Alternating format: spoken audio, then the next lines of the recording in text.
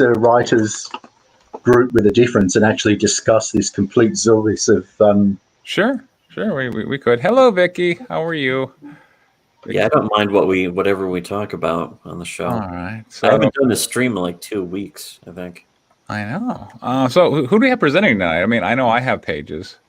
I got something too. I got a pretty old script. I think I posted it into the Discord. Cool. And let's see. I could share a screenplay, but I'm not comfortable sharing a comic book script at this moment. Whatever you want to share. All right, so we have 3 people. That's awesome. And yeah, I posted last week in Comicsgate, and then like all hell broke loose. Which all hell was already breaking loose, but yeah, today was. But, I mean, you made a very genuine. I did. I mean, look, purchase offer for a distressed asset. And I've been trying to do this for a while. And what I find bizarre, I mean, because look, I'm a businessman. I've been in business, since my 20s. Is if you get in over your head, and you got more debts than you got assets, then you gotta at some point go, well, gee, I should probably sell some assets and try and pay off some of the debts. And so, today we had the guy who did Detective Dead, which I actually have one of the original penciled pages for. Don't ask me how that happened, but I'm a backer on, and I also emailed my penciler for Guinevere the Benefactor issue 1. Who just does phenomenal work, because he got so busy that he wasn't able to do issue 2. I had to find a different penciler for issue 2. And I'm like, does this free up your schedule? But, I'm like, look, I've been trying to get in, buying these distressed IPs because, why not? And clearly some fans already like it, and there's probably some artwork out there, and there's some customers, and, it kind of helps the whole arena of crowdfunding. If instead of people going, well, gee, I got screwed again, people came together and they were able to get backers something of value as opposed to just another hard luck story. So I have been offering to people who have been behind, like, hey, I'll buy something. And like I said, if you're in one of these situations where you're behind, no one's going to offer you money for your comic book property generally. Particularly not one that might have liabilities or expectations attached to it, but I'll do it. And so I sent an email to the guy for Detective Dead, Antonio Malapica or whatever, and he got back to me a couple hours later, like, no thanks. I'm like, okay, because I was offering. Wait, so let me clarify this, Preston. Are you saying right now that I can pitch you on some scripts, and sure, you'll put them out there? Right? Yeah, I announced the other week. I put 75,000 into an attorney account, 75 purely for sponsoring comics, and I've already found one person I'm literally going to start doing that for, and it's not even close to 75. It's like 5 or 7 or some shit all up. And say the magic word. We're in business. We're in business. I'll write whatever you want. Whatever you want, I can write it. Well, that's great. And I approached somebody else, and they are actually, I guess, part of CG. It turns out, and they asked for the bank statement, so I organised that, and I sent them a bank statement. And according to these retards, doxed my lawyer in the process of how you dox somebody with you doxed them. You doxed them. Yeah, exactly. A registered address of a lawyer in Sydney. I don't know what the fuck that. Wow. Right, yeah. But anyway, so that proved that the money was real for this ass clown. And then they just turned it down flat. Right.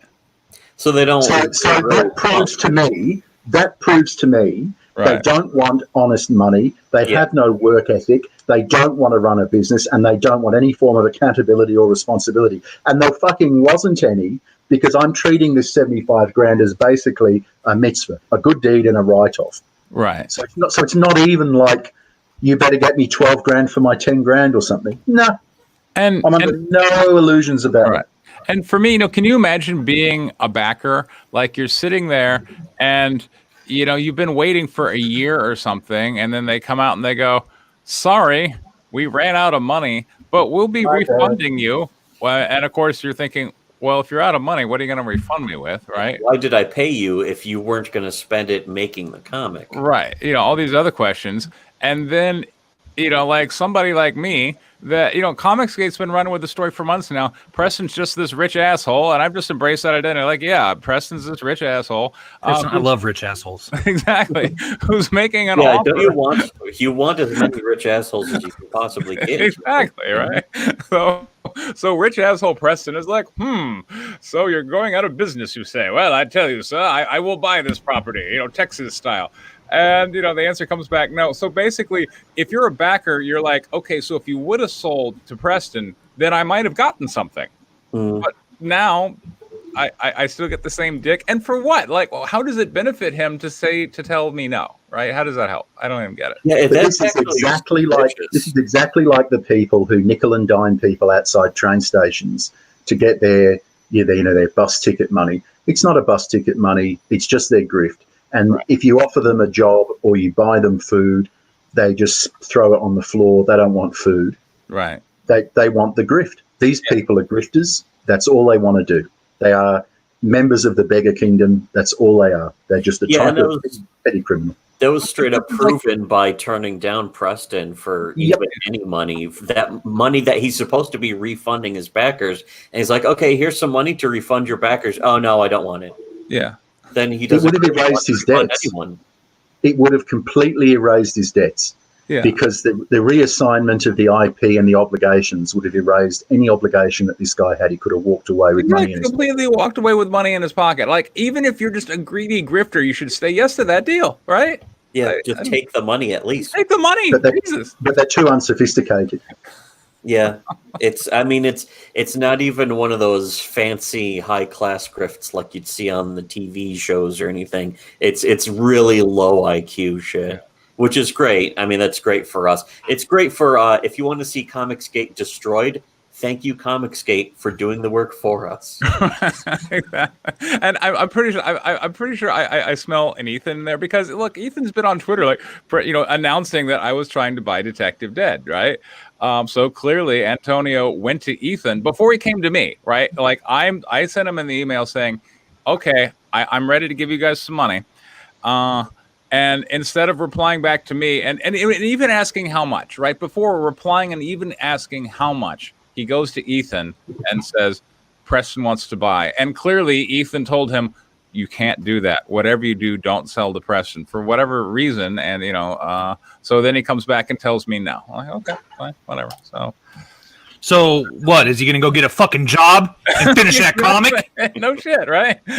You're going to be waiting a while. Go get a fucking job. The answer to scumbag. That is no. Quit fucking people over. You're fucking it up for everybody. Let me just rant on this for a minute because I like to rant every once in a while. All right, go ahead. Critias, you're fucking it up for everybody. I thought you were a nice fucking guy. You're fucking it up for everybody. You and half the guys in Comicsgate, you're fucking it up for everybody. Indiegogo's not even going to be able to do comics by the time you assholes are done. So get your shit together. Go flip some fucking fries. Flip some fucking burgers. Get it fucking done. Finish the comic book.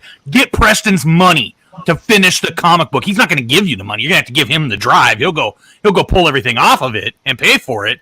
But you know what? Like, if you can't trust Preston, I mean, you trust Ethan Van Sciver, but you don't trust Preston Poulter? But in business, you don't have to trust anybody in business. You're not meant to. You just sign a fucking contract. It could be 4 lines long. Thank you. Yeah. Right? I would recommend 12 lines. Yeah. Whatever. I will sell you this. It better be what you're telling me it is, or I will fuck you up beyond comprehension. Yeah, man. It's what you see. I'm selling it out of my garage because I'm in big trouble. So you're going to have to fucking just buy it as it is. I'm not giving you any guarantees. That's fine. Thank you. Good night. Fuck Apologize off. for the language, by the way. Apologize for the ladies.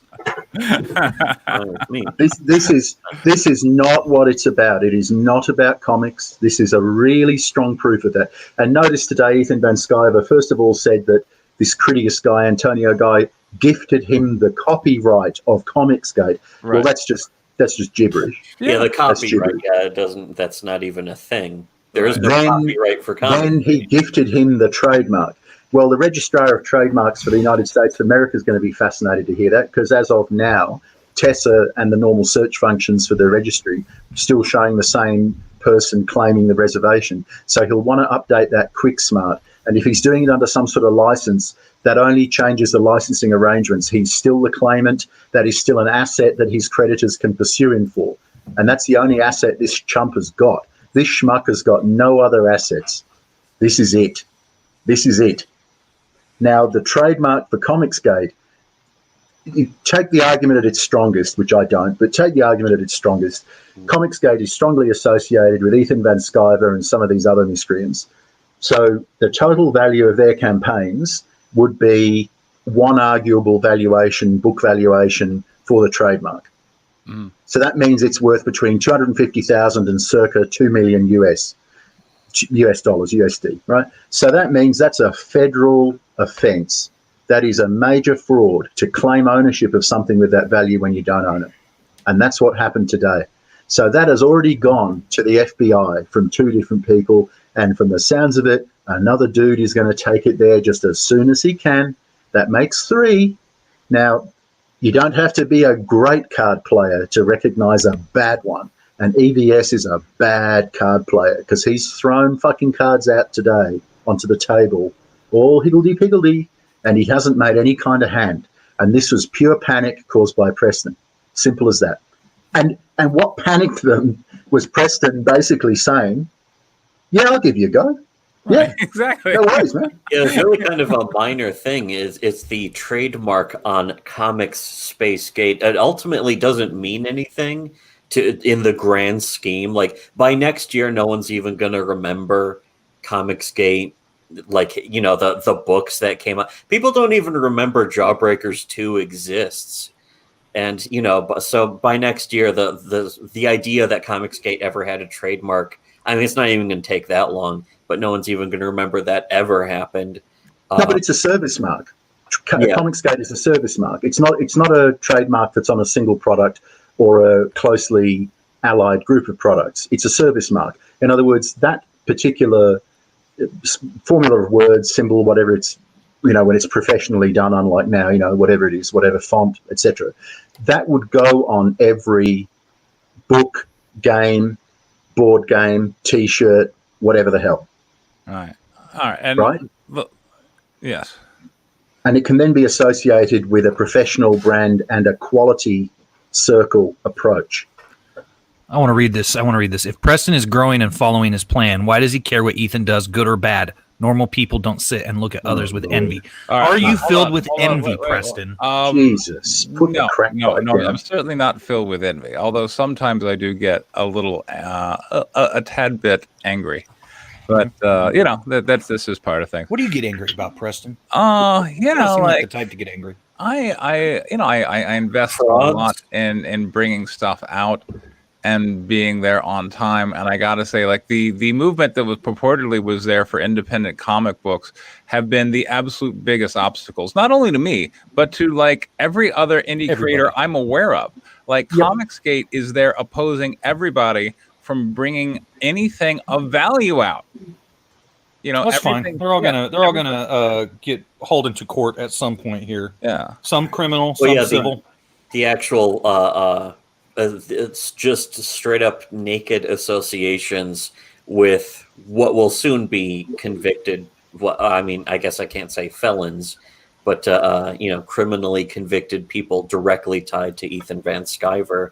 I mean, that's not going to be good for his reputation, and that's entirely his own fault too. It's not anything anyone needs to connect him to. He connects himself to it willingly, which is not good for any business. But But yeah, the problem of basically discrediting other creators who are honest, because I've seen a lot of people say, "Oh, after Cyberfrog, I'm never going to back another crowdfunded campaign ever again."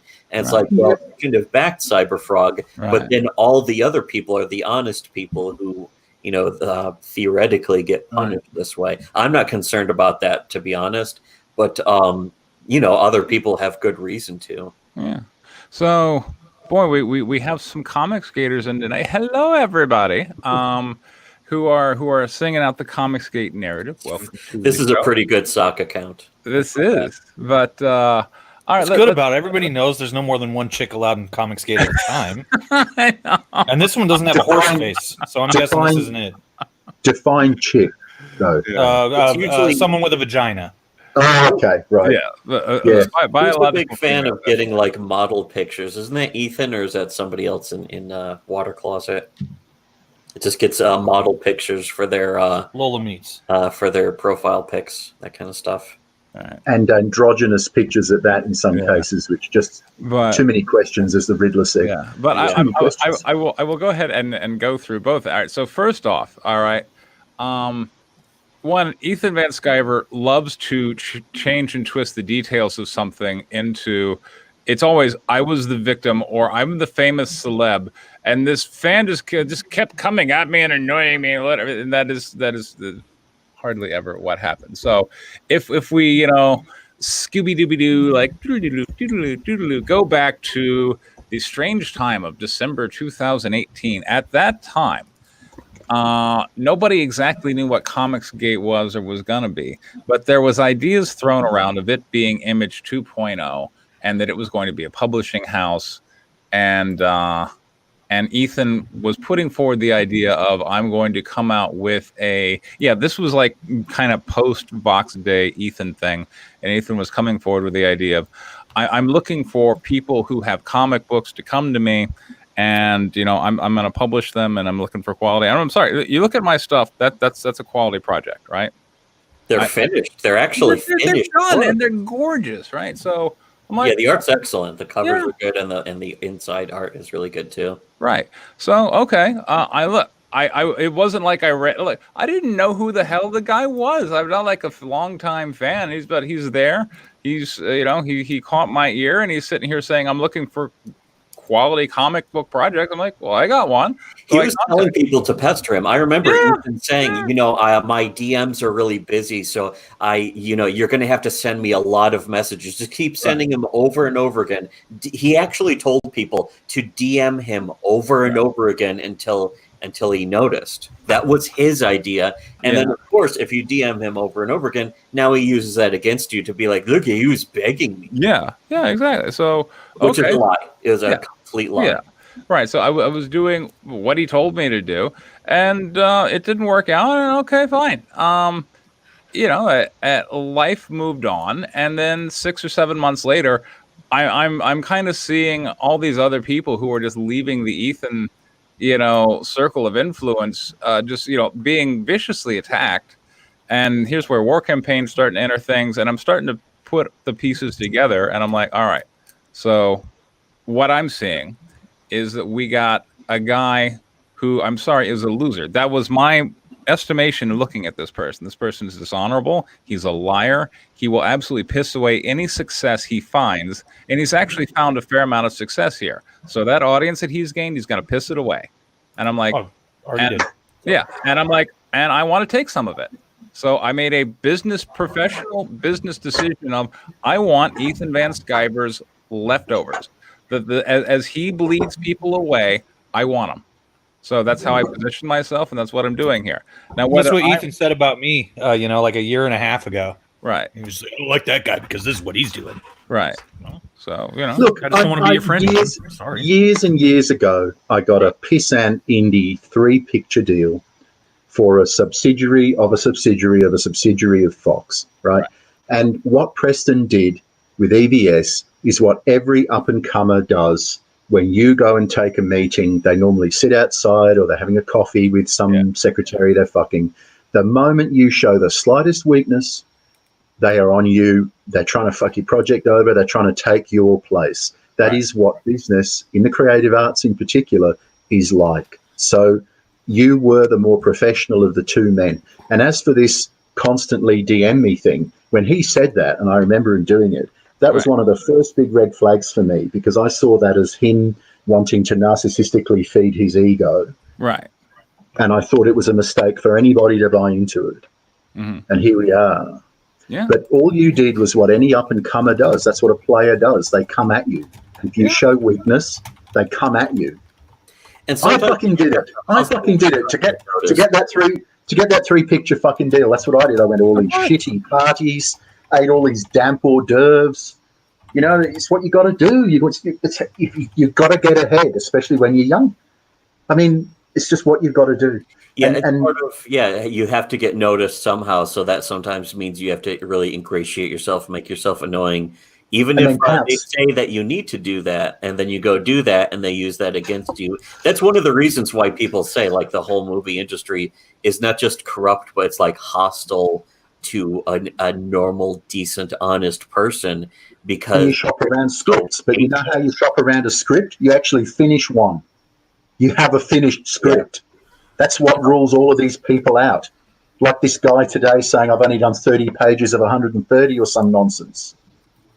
I mean, why are you starting with 130? That's especially stupid. See, all of this is extremely relevant to this actual show, because as far as like being a writer, being a creator of comics, you really there's the simple bare bones stuff, and then there's the abject retarded stuff to not do. And one of those is, don't make your first ever comic like a 130 page graphic novel that's going to cost you thousands of dollars to make. Really, what you should do, what everyone in Comicsgate should have done, was just make web comics. Right. Especially, I mean, most of them aren't even good enough to make web comics. Like Richard, he's not even good enough to make web comics. Ethan's art is a little too crosshatchy and incoherent. He could stand to learn from making web comics for a while, or DC, I guess, which is the same diff at this point. But web comics require you to have discipline. I don't agree, Jim Lee. If you watch this, I don't agree with that at all. Web comics fail because they don't get up every Wednesday morning to do their new pages. So all of these guys couldn't even do a web comic. They couldn't make a good one, that's for sure, because they would lose interest in it. They wouldn't get enough money quickly enough. It would be too much like hard work. But and they're not original thinkers either. See, the other thing is, in terms of writing, and I will say now, I don't think there's any actual writer in Comicsgate left, with the exception of the oddity guy. And he is always the odd one out. And I hope one day he comes to Jesus and understands that, because he at least has a story that he drives. All of the others, it's just like the Richard Meyer stuff. It's like, well, here's my sort of musings, fan fiction, half-assed amalgam of G.I. Joe and that film I watched. Franchise. Here's the idea for my franchise. Okay, what's the story? Story? Wait. And he doesn't have. Where's the torment? Where's the conflict? Where's the psychology? What all those weird, uncostumed, sad, drab veterans, so you can't criticize them, who stumble through these pointless, violent interludes, which are just like snippets from movies, and then there's no inner life, there's no explanation, there's no through line, there's no.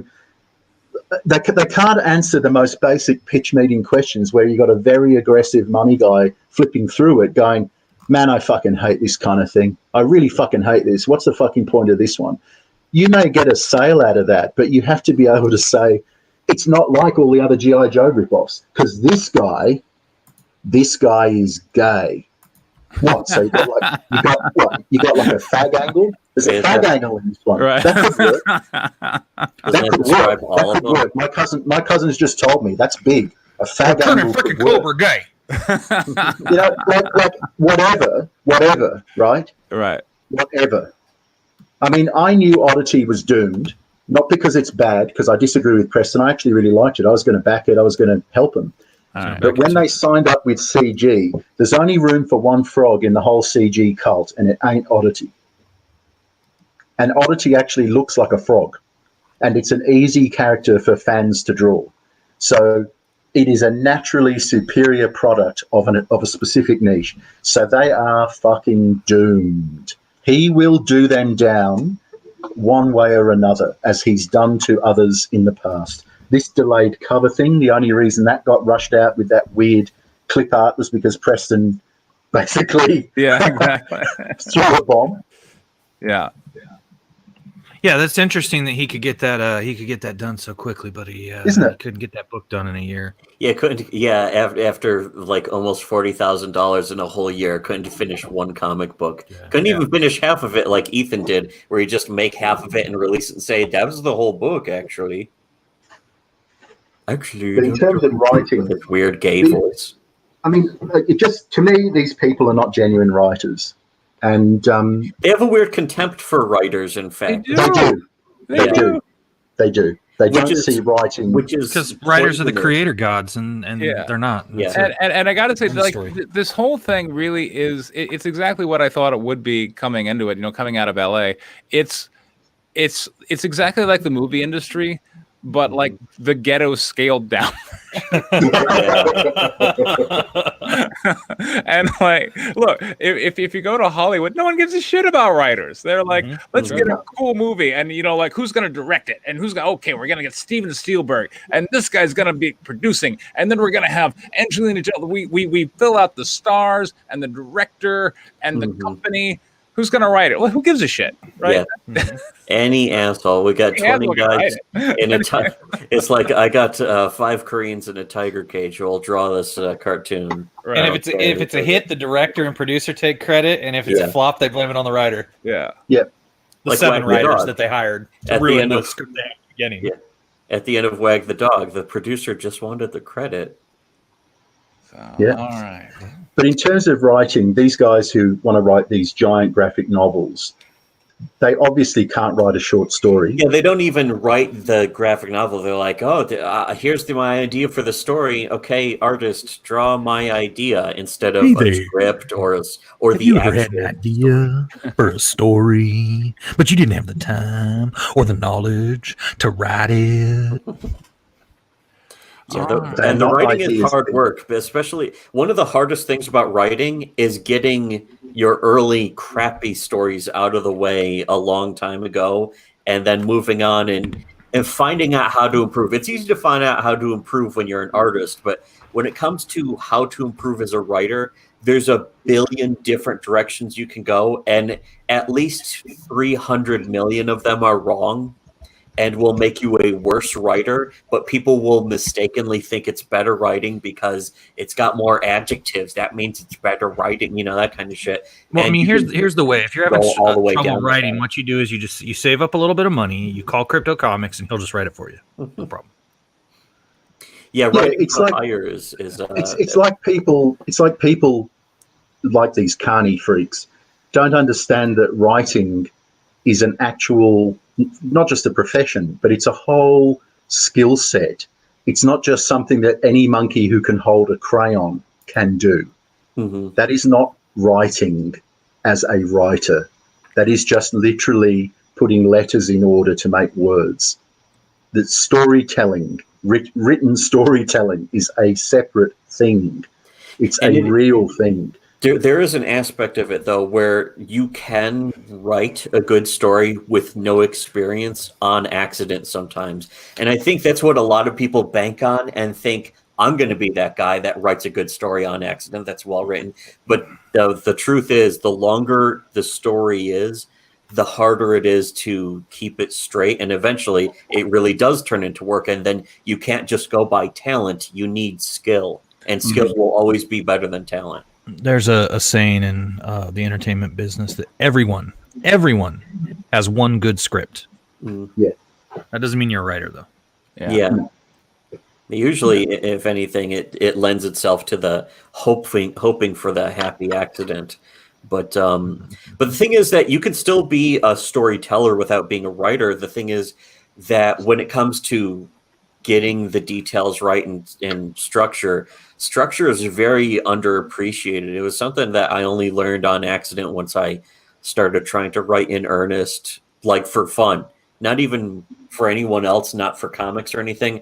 I was like, I wonder if I can tell a continuing plot. Because like the first time I tried writing comics, a lot of them were like one panel gags. And then later I would try doing these little goofy ass doodle comics that I would just make up as I was drawing it. and I wasn't drawing it with any actual skill or ability. I was just doing it for fun, that I would only show like 5 people to see if my friends would laugh at it or something.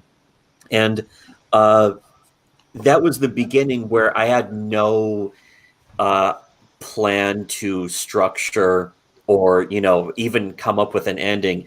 And then later, just on accident, I just started making these stories longer. And I was like, here's a good idea for a comic I want to draw tomorrow. Let me write it down in a notepad. And all of a sudden from there, everything was just snowballing to writing scripts or turning big piles of notes into little tiny, like cheapo mini scripts that were just like fleshed out notes. And then all of a sudden I was writing actual scripts, and then I was writing full-on stories and series and that kind of stuff. Again, most of it was just for myself, but that's a process. I think every person, if you're a writer in Comicscape, but especially in comics just in general, if you're going to try writing anything, you need to go through this process yourself. Sometimes it can take 20 years or 10 years or maybe just 5, but you actually have to go through the process, because if you don't, you're not learning anything, and you're not going to really know how to write. You're not going to know how to tell a story or why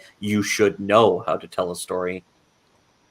But this is the difference between fantasy-prone individuals and normal people. Mm-hmm. The fantasy-prone individuals of Comicsgate are very hubristic, very full of an unfounded arrogance and delusions, and they have no patience for anything, really. It's fake all it till got you to make be it, buddy. instant. That's what it's about. Fake it till you make it, and that's what we're doing. Yeah. But there's a difference between fake it till you make it, or you are what you act like, and all that sort of stuff, which that's very, very The thing about entertaining people who industry. fake it till they make it is that they don't realize that all the people who've already made it know that they're faking it. Yeah. Yeah, up to a point. But you don't call people on their bullshit, because in entertainment, most people have to run some line of bullshit to survive. So you don't keep digging if you know, you just leave them alone. Like when they say one of the classic things like, I'm a producer and I've got several different projects in various stages of development. You know what that means, right? You just leave it alone. You don't have to fucking skewer them like a bug. No. You just leave them alone. It would be this cool. isn't that. These are people who pretend to be a producer. These are not people who are producers with no money or whatever. These are people who are not producers. They're fakes. They're actual fakes. They're not people on the make to try and get somewhere, because they don't put any effort into any form of business. Even the schmoozing and the parties and the making contacts and the calling them the next day and they blow you off and you go around the studio and they just blow you off again, and all the heartbreak and all the bullshit most people go through. They don't do any of that. They want this quick, simple, fantasy-prone path, and they got money out of it this time. And because it succeeded in that way, that is one of the main things that makes this a cult, is because it's rewarding magical thinking. They pursue what amount to a set of superstitions. They're a cargo cult. Do this, get money, haha, that proves the straight world people are all idiots. Why would I need to use actual education and proper spelling and professional art? That's for chumps. And you've got a guy from DC telling them, yeah, you're right. You've stumbled over the secret. You're one of the smart people. Because I can tell you, I was an insider, and I can tell you, we made peanuts. It was terrible. So now you're in this luxurious special group. You're elevated above other people. Well, they're not. Giving people bad advice too. He was saying, "Oh, you need to have storyboards if you're going to make a comic. You really don't." That was a way to. I think that was an attempt to fuck over a potential competitor. Yeah, me too. I agree. I don't have this, and it's like, hey, do this. It'll fuck you up and ensure that you never finish this comic. I think that's what the point of that was. That was weird. Yeah, it was Suspicious. bizarre because it was what was the name? Lady Alchemy or something? Yeah, Lady Alchemy. And it was the lady saying, "Oh, I was been trying to make this comic. It was an idea for a long time. So I hired a writer. I hired an artist, and the writer and artist really flaked. But then she was like, "But I asked these pros in comics. Yeah, I asked comics officials. But they jumped in there because I asked some other people who don't have a comic book released on time either. Yeah, exactly. I was actually the first person to offer her help when she made that public, It's all gone wrong. It's not my fault. It's my first day on the job. I was actually the very first person in her thread to say, look, DM me if you want help or support or whatever. And the moment non-Comicsgate people said that kind of thing, including me, they just came running to try and circle her and say, don't listen to these morons. And is anybody in her DMs DMs though? Is anybody in her DMs? I'm not. Nope. Not me. I don't have any connection to any of these people, so I don't even offer help. Nope. It's just like Critias again. No, thank you. Yeah. So to me, the moment when they don't even look at real help, I lose all interest in them as people and apparent professionals. And I also know that it's got to be fake in some way. Because if somebody gets into bad trouble with debts, for example, like if you liquidator, you go into a liquidation scenario, if they're one of the rare ones where their business partner's embezzled or it's genuinely not their fault, they're usually extremely upset, genuinely upset. It's not a fake. And if you say, look, this is how we're going to have to structure it, this is your way out, they say, all right. It just sounds so terrible, but all right. Now, Lady Alchemy and Critias have both been offered the equivalent of that, and both of them turned it down in favour of more magical thinking, which means they want to alibi their way out with no obligations and also play the victim. Right. Yeah, they don't. I mean, it's clear they don't really want help. But the thing is, even without that, I don't really have any sympathy for them, because it's like, if you get any money, if you get more than the actual cost of like a comic, and you don't make the comic, you're either a thief, which is the Critias guy. He's just straight up a thief. He is a scam artist. The other person, I think, just wanted to believe stupid advice because it came from somebody who seemed to have authority. And it's like, if you're going to, if you're going to try to validate a fake authority, then you still, you're helping no one. You're certainly not helping yourself, but then you're also leading other people down the same wrong path with just believing a lot of bullshit that most of, like, it's clearly she was told something that whoever told her didn't really believe themselves. But her comic was about her. It was a self-insert vanity comic. Yeah. If you go to her website, which I did today, like I post last week in Comicsgate, and then two huge things happened. I'm like, Jesus. All right, well, next week. But that's like two comics, like in one day. In one day, two comics. So what was on her website? Like she studied mathematics at NYU for 10 years. I'm like, what? What does that mean? I'm like, no, but hang on. What do you mean studied? Yeah, I don't know. Studying math, like NYU. That's like a liberal arts acting like film place, right? But what do you mean studying? Yeah, I don't know. Studying math for 10 years. For 10 years. Was she doing a master's or something? Yeah, I don't. Well, and then she's talking about like she's like an intellectual pursuing the esoteric Western tradition. I had to Google that shit, when it basically amounts to mysticism, and I'm like, okay. Underwater basket weaving. Underwater, yeah, whatever. Fantasy prone individual. Yeah. There you are. Textbook. Literally textbook in that case. Yeah. An addiction to escapism, I think, was we were saying that on the Discord. It's like one of the biggest weaknesses of not just Comicsgate, but the entire comic book fandom is a willingness to follow escapism more than any other aspect of real life or even of entertainment. To be honest, look in real liquidations I've done, like an airline, a bicycle factory of all things, a shoe factory, biscuit factory. Use those 4 examples. In each one of those 4, the guy who had basically, without using technical terms, stolen money as a director, spent it on a mistress and a leased sports car in each of those 4 cases.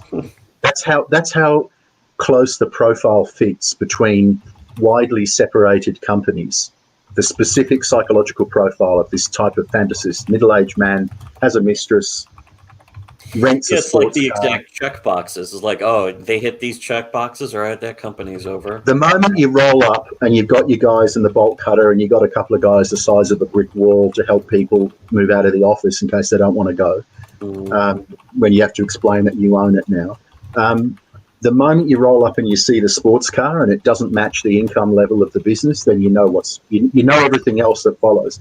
And 2 of those 4 guys ended up getting removed by different mafia, by different organized crime, because they will continually go indebted, put it all on black because they got a good feeling about black or something, rather than flip burgers, deliver leaflets, get a gardening job, just put the feet on the ground and admit defeat.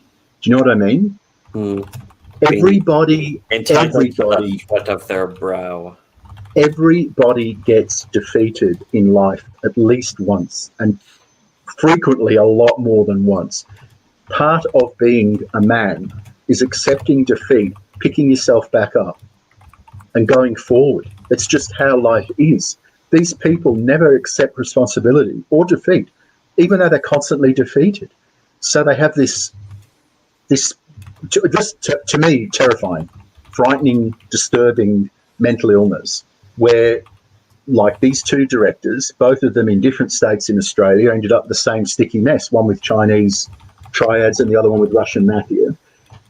They found each of them at their mistress's flat in different states, in different circumstances, different businesses.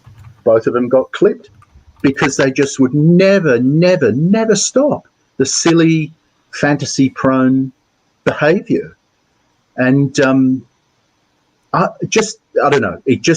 To me, it just seems so strange. And Comicsgate is escalating because the type of criminal insanity at work here escalates if it's not stopped.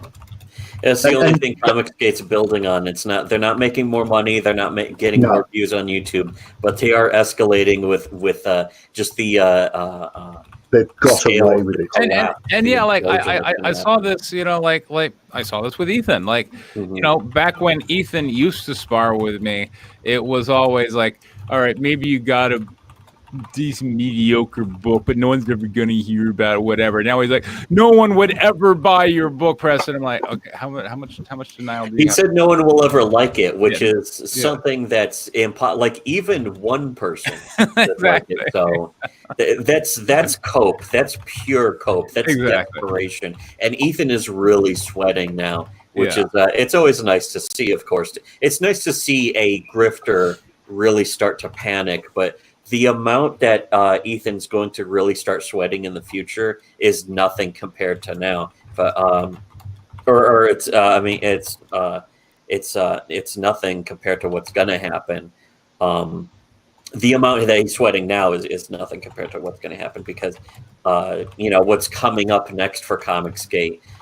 They're going to not just get more desperate and more panicky, but they're going to start turning on each other more and more, but then as well as the collusion, which will soon be fully criminal collusion as officially designated by the law, not just the internet police, the real police. That's what Comicsgate's really going to have to worry about. It's not going to be just getting reported on Twitter or anything, which is something they're a fan of doing themselves, of course, but losing court cases and trials and criminal convictions and that kind of thing, and then the connections that will come from there, and that will be. And they always make the same argument, which is that because they've got away with it, they've done nothing wrong. Yeah, right. So they got away with it. So fuck you. It'll just keep rolling on. That just simply isn't true. That's just not true, because more and more people take note of it. They do more and more serious things to completely blameless individuals who've done nothing to them. And sooner or later, they do it to the wrong person, and that person acts. Doesn't just take it and wander off. They act. They act against them.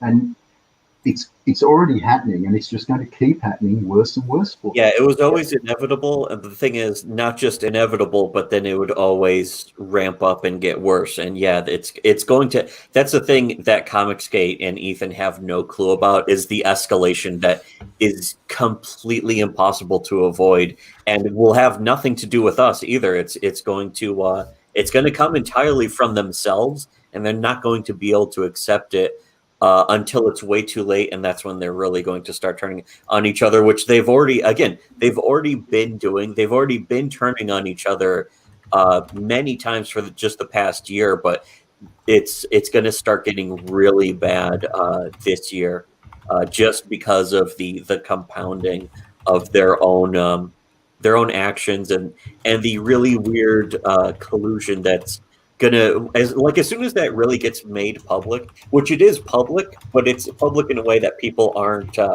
willing to admit, but it becomes impossible to avoid. That's really when the implosion is gonna go nuclear in a way. But it was fascinating today to see, until they got the memo about which way to think, even some of the cultists were saying, oh, that's great if Preston does that. That would be really good. Yeah, when Ethan was trying to tell them, hey, this is a positive thing, and then, oh, it's a negative thing. No, it's a positive. No, it's good. It's bad. And you could see Comicsgate's head just exploding. It just got them completely wrapped around their fingers at this point. But really, despite all the I'm the supervillain moo-ha-ha stuff by Preston, he really wasn't one today. I mean, as I said in the Discord, they're fucking lucky it was him, not me, doing it. Because I would have done this as a hostile takeover today. I wouldn't have tolerated this shenanigans. And despite the efforts to salvage it on behalf of people and just to have some IP get helped, some of his backers have now referred it on to the feds. So it's out of everybody's hands again. And sooner or later, despite the fact, like Jim Jones, like all these other creepy cults, they seem to get away with it. And conspiracy theories spring up about why, but quite often it's just because the conservative nature of law enforcement means that they take a measured approach. Well, even allowing for that, today, this stuff provoked a response from law enforcement almost immediately. Now, big deal. That may mean nothing, but even that response is different. That was a first. So, I don't like their chances going forward. And the number of backers, which is the number of cultists, has shrunk. I think it's almost a quarter of what it was at the high watermark when Richard C. Meyer was everybody's favourite culture warrior. He was the misunderstood Rambo-like figure of the alt-right and all this stuff. Well, now everybody knows he's not alt-right. He's not out anything. So he's not. Yeah, he's not right. He's barely even coherent these days. I just find it impossible to listen to people like that because of the lack of thought process, the strange random nature of it. But I haven't listened to him in like a year. The only thing I've heard him even say in the past year pretty much was threatening to sue critics of Cyberfrog and then having to have a gun put to his head to even sort of partially admit that maybe he's friendly to Comicsgate. I'm with y'all. That was pretty funny though, just to like hear the quivering in Richard's voice, that quivering of cowardly fear, because he's a complete pussy. And yes, I would say that to his face. It really doesn't take much, to be honest. Anyways, this writing thing, I mean, the accountability comes from the writing, not the art. Right. Otherwise, they're basically just tattoo artists who colour in. Yeah, exactly. Because none of their work has got a unifying principle or a strong focus. It's one of the most underappreciated parts of not just writing, but writing with an actual purpose, an actual point, having something to say in your story. It doesn't have to be like, this is the message of my story, but have your story has to have an actual point to it, even if it's not a great point, even if it's just silly and goofy for fun. If the point is just to laugh or something.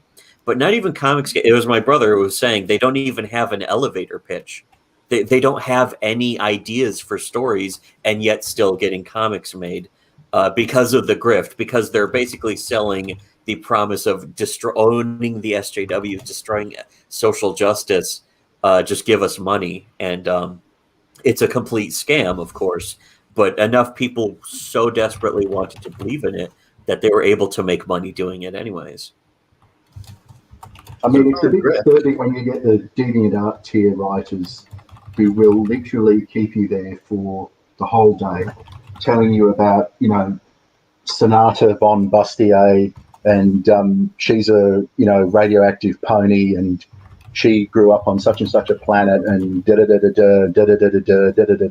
The only thing I come away from all of that thinking, other than wow, is mentally ill people have a very rich inner life, but they go to a lot of effort and they write a lot of stuff down and they think about it in the way that a writer does. They just they don't explain it and focus it well in a professional writing way. But I would still, like when you went through that on the Doug Tenneple stream about one of those bizarre fan fiction ones about Sonic the Hedgehog or whatever the fuck. You mean Tails gets trolled? That's a great comic. Like I said in the chat, that guy has passion and focus. Oh, you can see it. That's why he has an audience. From the first panel. Yeah. From the first panel. And you even though he is he's different, he nails the through line so that you want to keep turning pages. Yeah, absolutely. We've got another one of these war campaignoids. Rise Again Comics is doing his best to battle on. Oh, didn't even notice. He'll put his writing up against ours any day. Yeah, I'll take that bet, champ. Oh, okay, sure. I'll take that bet, mate. Anything. Exactly. Pick one of mine and pick one of yours. You pick one. I'll make it easy on you. Pick one from the last 30 years. Yeah. Any of them. They can't write, though. I mean, none of them can write. Wouldn't matter. It's unfair, which I like those ads, but yeah, I like the odds too. But don't get me wrong; it's no different from having a boxing match or a martial arts fight against somebody. You're not going to win. But also, all right. We have a writing challenge, but we put our writing out there already, so it's like okay, our side of the whole bet's done already. This is true. If you go back and listen to prior episodes, we've all been contributing. And speaking of, at some point I would like to talk about scripts. I mean, I know we're gonna lose people because we got so many eyeballs. Is it okay if we just do one tonight? Sure. You have one, right? Yeah. I'm cool with you do yours tonight, and then I can save mine for next week. Right. Okay. So the Monster MD guy. Are you? It's called Monster MD. Well, you couldn't come up with anything better than Monster That's the MD. Aaron Lit fan fiction guy. He used to use the false identity Leighton Lewis, and then he swapped to the false identity Von Klaus. Right. It's like so teenager. It's such a teenagery name. Right. Yeah. You couldn't don't do take it any personally, work Von on Klaus. that. Right. I really like your vibe. You look real greasy whenever I see you on anything. You're from the 70s and you're producing a pornographic film. Yeah. Which I like. I like that look. Yeah. So, well, hey, I'm happy to. I'm not exactly sure how this writer challenge is going to work, but I will let you two work that out. Well, why doesn't he come on? That's easy. Yeah, just bring one of your bring 10 pages of a script on. Yeah. All right. Easy. Any of them. Rise Again Comics. Would you like to present some pages this evening? It might be this evening. Might be a little too soon. Okay, all right. If he wants to do it next week time, too. Next time, message some of us, and we'll get you on. How's that? Yeah. There we go. Rise Again Comics, Monster MD against anything you've written, you bogan. Okay. Assume he's not afraid. Good on him. Good on him. Good on him.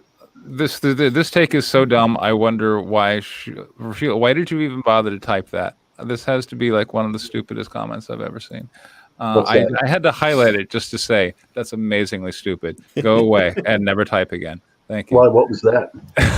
How come no one has any fun on your channel? There we go. Jesus Christ. Anyway, next. I think that sounds like projection. Yeah. Next. Got to use another woman's avatar too. It tells you everything you need to know about this broad. Goodbye, Thoticus. Right. Okay. All right.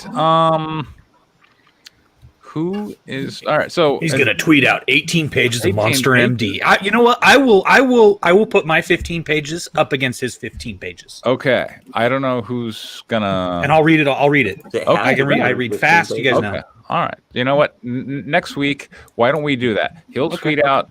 We'll take a look at Monster MD. Now I'm gonna let you know, Klaus. Whatever. We only look at 10. So tweet out the 10 you're going to look at. Yeah, it's 10 max. It's 10 max. And let's say now publicly bind ourselves. Yeah. We This is what I'll put up against Right. him. I'll put up my screenplay, The Malibu Sleepover Massacre. Okay. Fair enough. But Against we do it Monster MD. straight. It has to be We a do 10 it page straight selection. like a No, normal no, we got to go 15. We got to go 15. No. That's fair. Straight. We'll do it straight. I take it. Right. I take it off then. We, All we right. don't. Deals We off the don't. table. 15 we don't- pages or nothing. We don't do anything nasty. We don't do anything childish. Right. We do it What do you mean? straight like we would for anybody else. Yeah. Oh, absolutely. All right. I will read anyone's work with integrity. Plus, actually, if he puts them up early, Von Klaus, if you put them up early, that gives me the chance to read them so I can actually really give you good inflection. There you go. All right. Okay. I don't know who he's challenging. All right. So who's going for next week? We have. I could go for next. I could go for next week. Okay, but I'm saying who is participating in the Pepsi challenge here of scripts? Oh, I have no idea. Today, right now? No, next week. And in our fantasy. Well, I think I'm you gonna called do me a that. bogan, so I'm happy to. Okay, then it'll be those two go next week. All right. Okay. All right. Meanwhile, does everybody have my script? We're gonna look at my script now. Can we do that? Is it posted in the channel scripts only? Which one is this? Right. Pages 11 for 20. 11 through 20. Oh, I guess I got to pull it up. Here it is. Yeah, just the PDF. Yeah, this is. It's nice and convenient to have a channel just for them. It is. DF Comic 3. Okay. And I hope he's got a good script. Yeah. I mean, look, I have honestly, everybody has a good and script, yeah. it's been really one of the things that I find really disheartening in this whole Comicsgate thing is I will challenge because look, they're a collection of fucking grifters. But when I challenge them on their art or their delivery or the quality, they never come back with, oh, it's never like, no, it's actually good. Look, this is good. You really did the work campaign people like it because they drew it. Like, okay, whatever. It's always just our little insular circle likes it and buys it, so I can just keep producing shit and like nothing beautiful will ever see the light of day. So hey, you know what? He has the right attitude. I at least got to give him that. All right. So 11 through 20. Okay, so I've opened up 11 through 20. I scrolled But it down says- to page This 11. is DF Comic 3. DF Comic Yeah. 3. Yeah. Right, All right. page 11. And I'm going to share my so- screen here. Wait, when you Also- say page 11, you mean page 11 or comic page 11? Comic page 11. Yeah. Yeah, it's like a 17 out of 31 on the PDF. Whoa. Slow down, Einstein. What page out of what in toto? All right. So page 11. 17 out of Yeah. 31 Right. Because, of the PDF. yes, on the PDF, comic book page 11. Mhm. Panels are 4. Yeah. Yep. Got it. Okay. So, all right. So this is going to be a lot of Viviax and Guinevere. So who wants to, and we're going to need a narrator. So who wants to be Viviax, who wants to be Guinevere, and who wants to be the narrator? I could go for Guinevere, I guess. I'll be All right. Viviax. All right. What? I don't know anything about Viviax. Is that a man or a woman or what? That is a succubus, Okay. Sexy female demon. sexy female Yeah. demon. I will be the narrator. All right. And right. I'm noticing a lot of spelling errors, but whatever. Yeah, me too. Who cares? Okay, and I will good read writer. everything A good writer else cares. then. Exactly. All right. Start us off. Panel 1, narrator. All right. It's page 11, 4 panels. Panel 1. Viviax takes Guinevere's left hand in her right as she leads her up the stairs back towards the door. Viviac. Who's reading Viviac? No, dear. That would break the first rule of storytelling. Allow me to show you instead. Here, take my hand as I show you the unfortunate, cold upbringing of Ebenezer Scrooge. Panel 2. Viviax and Guinevere stand before the door back to the hospital. Viviax raises her left hand and mists begin to swirl into a vortex between time and space. Just walk through that door and into the past. Panel 3 combines figures with 4. Layout. Panel 3 should be at the booth, left of the page, with panel 4 bottom right. In between the two panels, the futures of Guinevere and Viviac stand, having walked through a darkened entrance. Viviac smiles in the smug confidence of the trick she has played on the shocked and embarrassed Guinevere. They should be outlined in a faint red to show the magical nature of the trip. This panel shows the entrance room of a strip club, as viewed from the pair's POV point of view as they walked through the front door. Two women stand behind the counter in the darkly lit room, wearing street clothes that show off a fair amount of cleavage. What? This is the classy chassis. You were supposed to show me the history of my patron wizard, not my old stripping days. What a wonderful time to discover what elements are required for a contract. You gave me nothing in exchange for this trip. Therefore, I am under no obligations.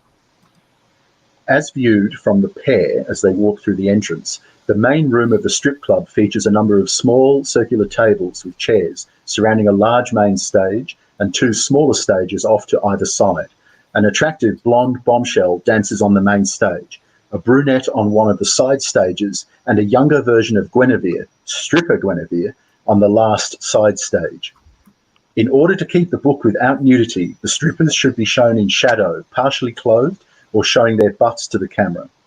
Two male patrons sit in chairs nearer to the main stage, ogling the blonde. One patron sits at the small stage with the brunette, and a patron in a biker jacket and bandana sits next to Guinevere's stage. Ah, the day shift. What a wonderful time to take your clothes off for the money and attention of bored lowlifes who don't have a 9-to-5. Why have you brought me here? I don't need to see this. I lived it. Page 12, panel 1, main panel. This panel dominates the page, top to bottom, with the other panels being smaller or inset in comparison, used to illustrate the conversation between the two characters. Hold on, I've got page 11, and then is my software screwing up? Because okay, then I go to page 13. Got page 12 here. I got page 12. Yeah, I'm looking at page 12. Hold on. You know what I'm going to do? I'm going to... You just keep going. You fix it, Preston. We'll keep going. Okay. Yeah, we can keep reading it. Okay, go ahead. Well, all right. I will look up this Discord. Okay, go ahead. Viviac stretches her wings out and moves in a seductive fashion to mock the dances going on stage. Guinevere reflexively covers up in embarrassment.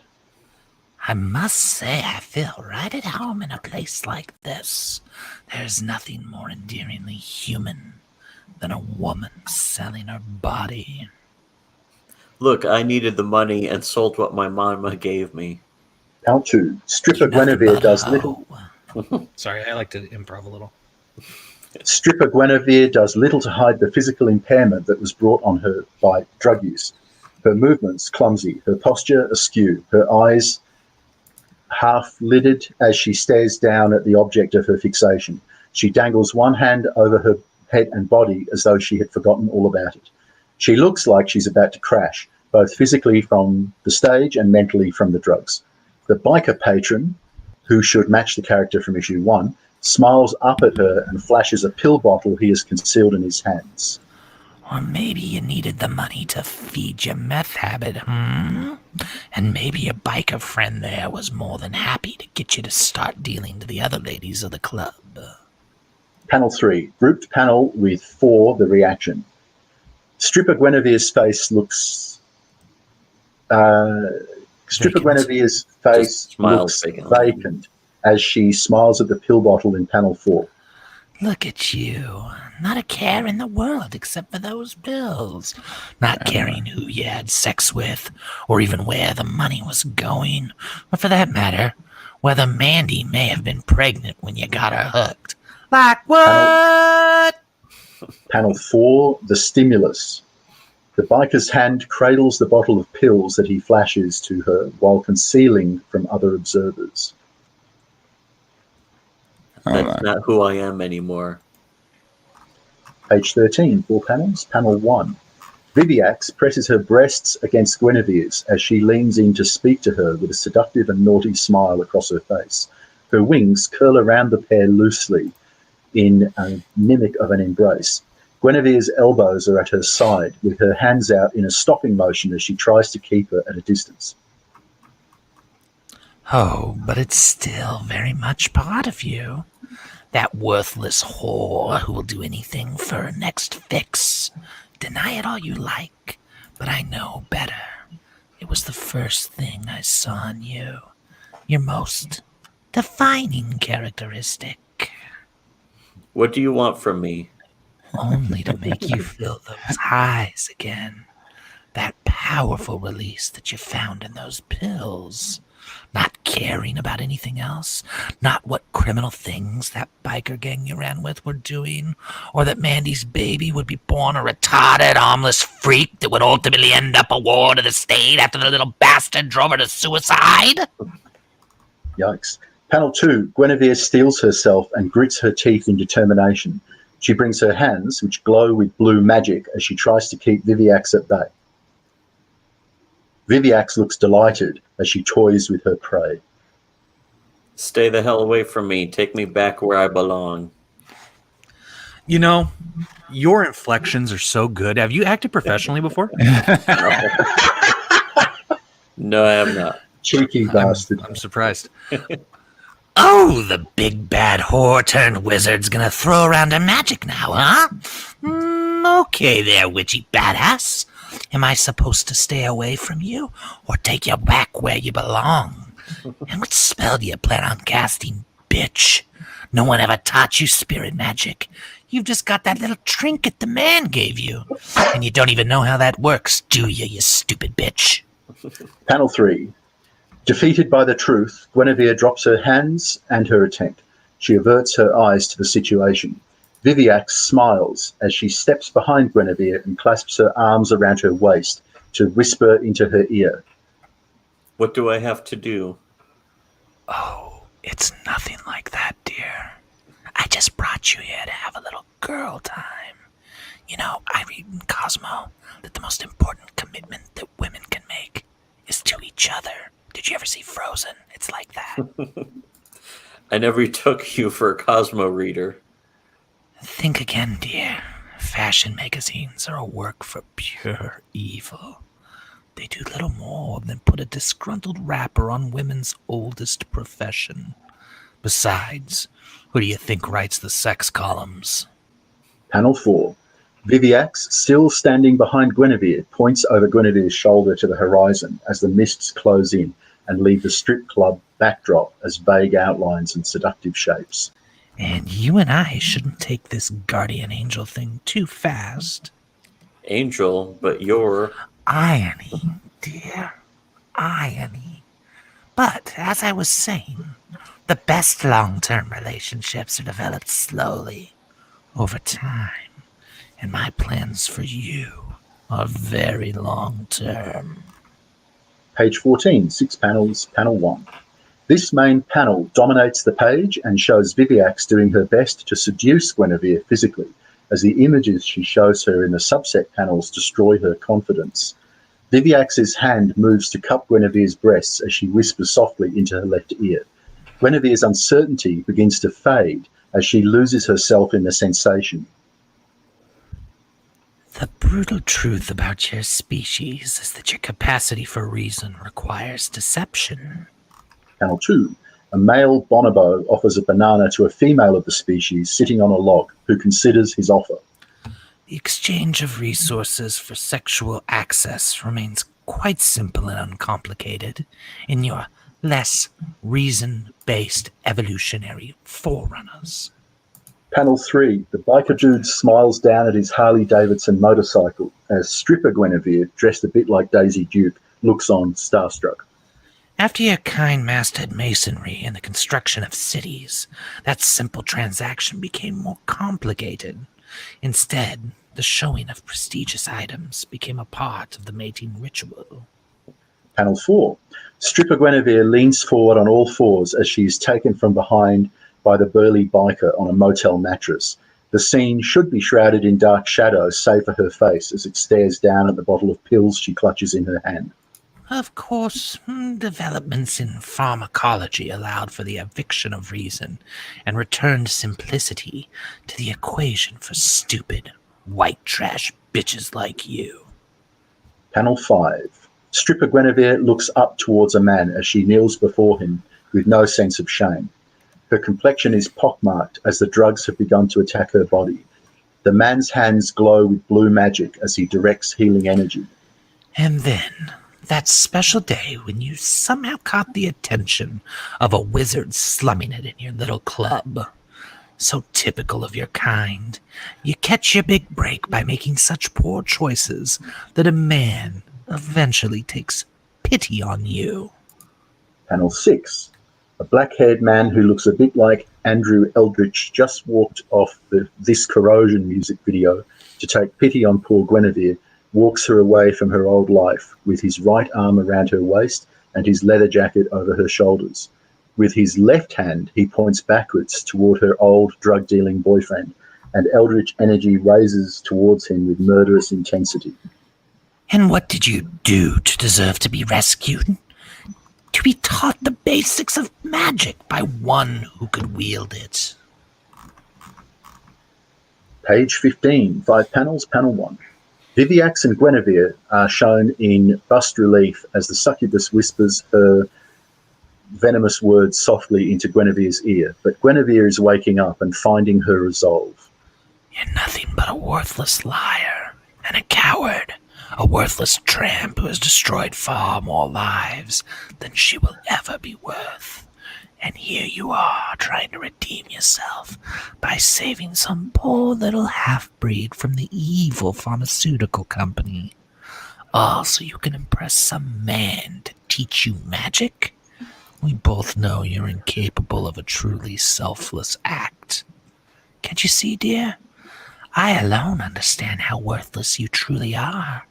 I alone can provide love and guidance for a woman who has destroyed so many others. You need not hide yourself from me. Panel 2. Guinevere, angry and determined, steps away from a shocked Viviax as she grabs Viviax by the throat and pushes her back. If you're quite done, I want to get back to saving Valentina. I'm not going to let you possess me, so unless there's some other bargain you want to make for the stuff I need to know, then I suggest you take me back. Panel 3. Disappointed, Viviax nervously turns her pouty face to look down as she flicks at the talon on her left index finger with the thumb of same. Well, this is awkward. Panel 4. The scene returns to the stairwell with Viviax seated upon a skull behind her. Stand, offering advice. She continues to fiddle with her talon on her left hand as she dismisses Guinevere with the fingers of her right. Guinevere stands by the door, returning to the hospital. All right, well, off you go. Panel 5. Guinevere stands before an open entrance that leads back to Max Faber's empty office from issue 2. This isn't the hospital, this is Pentex. Yes, dear. The location where you will uncover the secrets about what they want with Valentina. All the answers you want can be found there, if only you ask the right questions. Page 16, 3 panels. Panel 1. Guinevere now stands in Max's office and looks to the door with surprise as Eric opens it. Eric's suit has a few flecks of blood on the cuffs and collar as a result of the last scene we saw him in earlier in this issue. Panel 2. Viviax stands peering into the scene through a shadowy dimensional doorway. She holds an upside-down, hollowed-out skull in her right hand that she uses as a bowl from which she scoops out a handful of popcorn with her left. Guinevere looks nervously over her shoulder to Viviax, who taunts her from the opening in the wall behind her. The green amulet around her neck glows faintly. That guy's name's Eric. He can tell you everything you need to know. And don't worry, he can't see me. Only your amulet allows for that. Panel 3, side view. Eric approaches Guinevere with a sinister smile as she reflexively takes a step away from him. Who voices Eric? I'll do that. Pardon the intrusion. I am with Human Resources. You wouldn't happen to be Mr. Fable's new hire, Gwyn Mordredus, would you?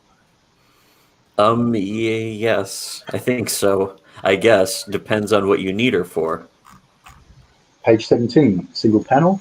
Panel 1, the Ace of Swords. This page will serve as a reinterpretation of the tarot card Ace of Swords. There's a reference, Biddy Tarot. The background layout of the card is to be replaced with Eric's suit jacket, shirt, and tie. All of these have flecks of blood from his previous dirty work.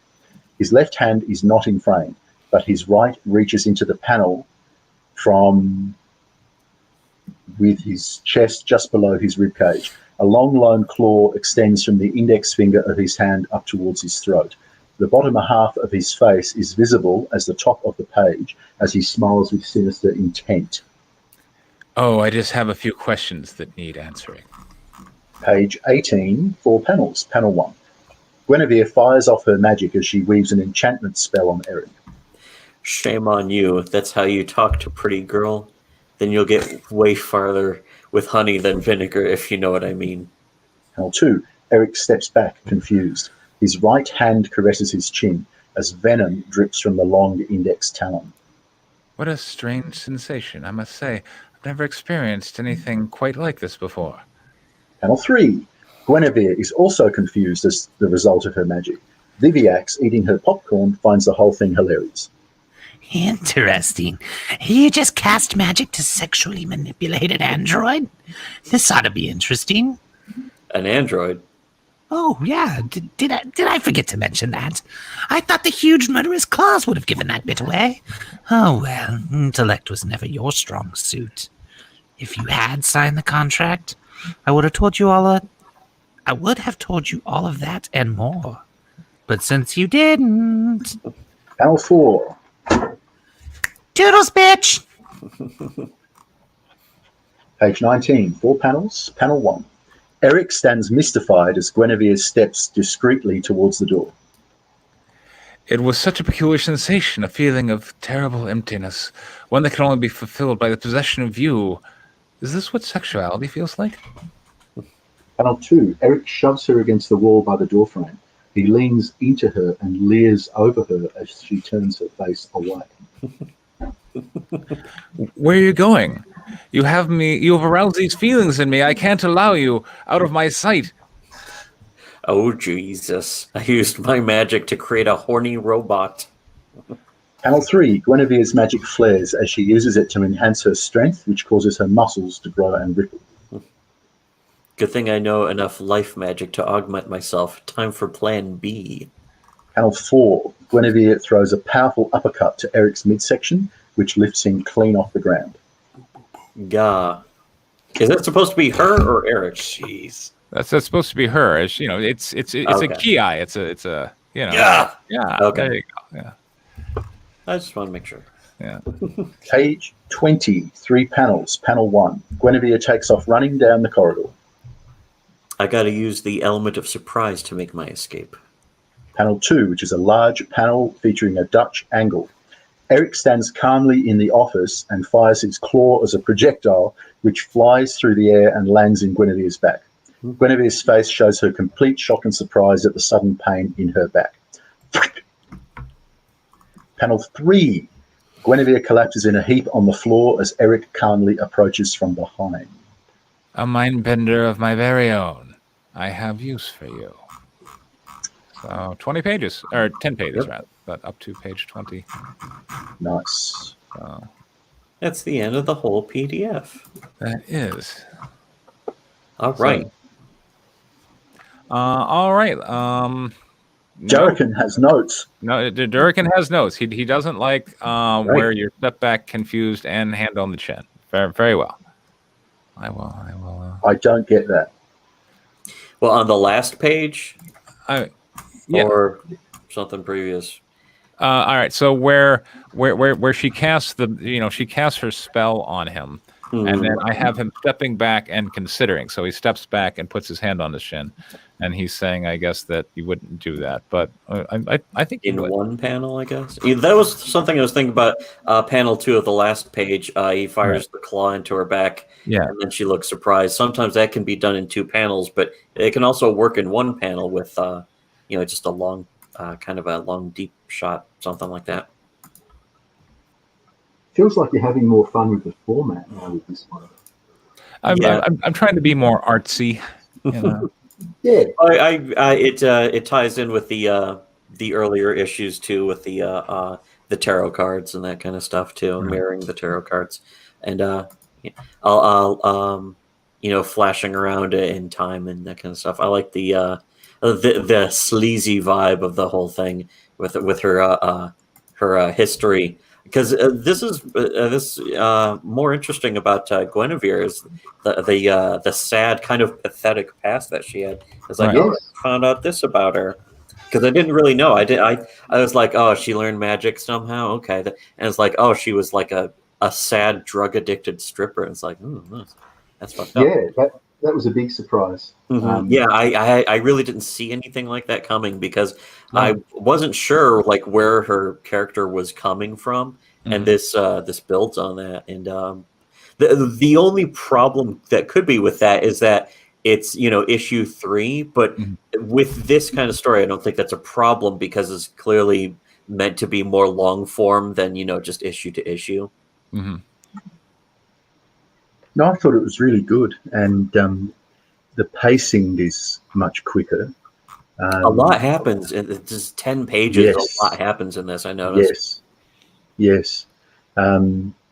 So you're going for like a sort of PGMA kind of rating-ish.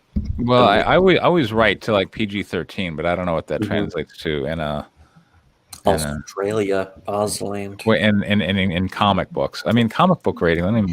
Comic books are weird because like one thing about the 90s comics is that's when they were going for like the full cheesecake where it's like partially nude but not really, but kind of, and there's a lot of enveloping nudity and shadows then too, and in a way that was interesting, but some of those didn't have like any good stories or any story either, and it's like I always thought like if there was something interesting going on while that was on the page too, I always thought that would be a nice boost. So here's what I want to say. Go. Preston, I like your writing. I like your story. You have a handle on what you're doing here. It's really nice. One thing I do want to suggest, find a way to tighten up page 1 through 16. Okay. So that you can have your splash page on page 17 be on page 16 so that when people turn the page, it's revealed to them. Well, I mean, when I'm putting the book together, I can always throw in an ad. Yeah, or you can throw in a blank on the. Okay. You can make a like the first page or credits page to even it out properly too. There's other ways to do that. But or a full-page poster sketch by Ethan Van Skyler. Exactly. Chapter 1. No, I wouldn't work on a book by Preston. No. Yeah, exactly. No one's ever gonna like his books. No, Preston is our friend. No, he's not our friend. He wants to steal our comics cakes. I just don't get the hostility to lesbians he has. Well, I do actually. Well, I didn't. I always wanted to be one. Right. So did I, for that matter. But I mean, you think for like $500,000 he could be one, but I guess not. So pages, or were we? Who's next? Oh, Who's no, next? I was saying, was that it? Was that it for the feedback? Or you know what? There was something. There was one other thing that's like a minor, I guess, a complaint. Sure. Where's the one? It's part of the flashback when she's getting dog fucked by the fucking cool biker dude. Yeah. That she has the bottle of pills in her hand though. Yes. And I always thought that was like, let's see, panel 4 of page 14, I think it is. Yeah. Realistically, she wouldn't have that bottle. Yeah, and it's like, to one extent, that's to show the audience. Right, but I have to show the audience, or at least I thought I did, but go ahead. Yeah, I think you don't really need to, because I think it's it's still spelled out from the context of the previous panels that clearly she's doing this for drugs, and then the narration of Viviax is also basically spelling it out. So I think if you cut that detail, it would still work just as well. Okay, do the Batman's mother's broken pearl necklace thing that is done to death, but big deal. Yeah. Like Jim Starlin's frame-breaking, intrusive things. Just make sure you get a good reference so it's a specifically recognizable pill. Mm-hmm. You know, like if it's got one of those criminal brand names or whatever the fuck, and just have them falling down like tears or leaves, Right. rather than have her hold the bottle. So I that like they, that. I like There's that. all You know sorts what I of mean? approaches. One other thing I was thinking of alternatively was maybe like some kind of nightstand table, something with a bottle of pills that's like brightly highlighted nearby, like, you know, so because it's like sort of a darkened panel, like flashback, where it's like her and the biker guy motel mattress, and the rest of it's sort of blanked out. But then if you have the pills somewhere else, like her focus is on those. That's another way to do it. I wouldn't say that you should. I'm just saying that is a way to do I it. think if it's going to be so dissolute and out of control, Mhm. you're better off doing the Stalin type thing, where The more They symbolic spill. kind of stuff. well, symbolic, but also they've spilled. She's not conserving them. They're not in like a housewife pill bottle. They're just literally like falling. So you've got the idea of the fall. Maybe like in And the then- background, like if there was like you could just see pills just floating, like he- sort of zoomed in, like extra big pills in the background. Well, like That's Stalin, one approach. Stalin would do the frame break of something, whatever, half a face, quarter of a face, Yeah, shape, yeah. whatever, Something falling like that. people, but in that 70s silhouetted style. So that ties it artistically to the nudity silhouetting. You see what I mean? If you're going to have those silhouetting things for censorship reasons, you may as well make like a chiaroscuro panel with pills or something. Do you see what I mean? Use the negative space. Or a cupcake with pill sprinkles as model 316. That sounds delicious. Delicious. How about a cupcake with pill sprinkles? Model 316 is a complicated man. I would love to do mushrooms. Yeah. Okay. But I mean, yeah, the way it is now too doesn't necessarily need to be changed or erased either. It's just No, there's so many different approaches you can have to sort of show the either the directness or sort of the symbolism of the situation that she's in. She's fucking having sex with a dude for pills. There's all sorts of either symbolic or just straight up literal and direct ways, and I think It's that's one very of rough, the that's for wonderful sure. things about comics. It's wonderful. Yeah. It's a very rough story now. Mm-hmm.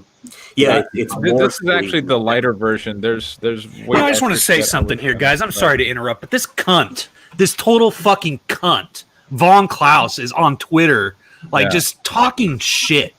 Like, What? I mean, what an unprofessional piece of fucking shit this fucking porn stash wearing motherfucker is. I mean, it seems just like every other day for that crew, right? I mean, Jeez, how fucking pathetic, dude, that you have Right. to drag other people down.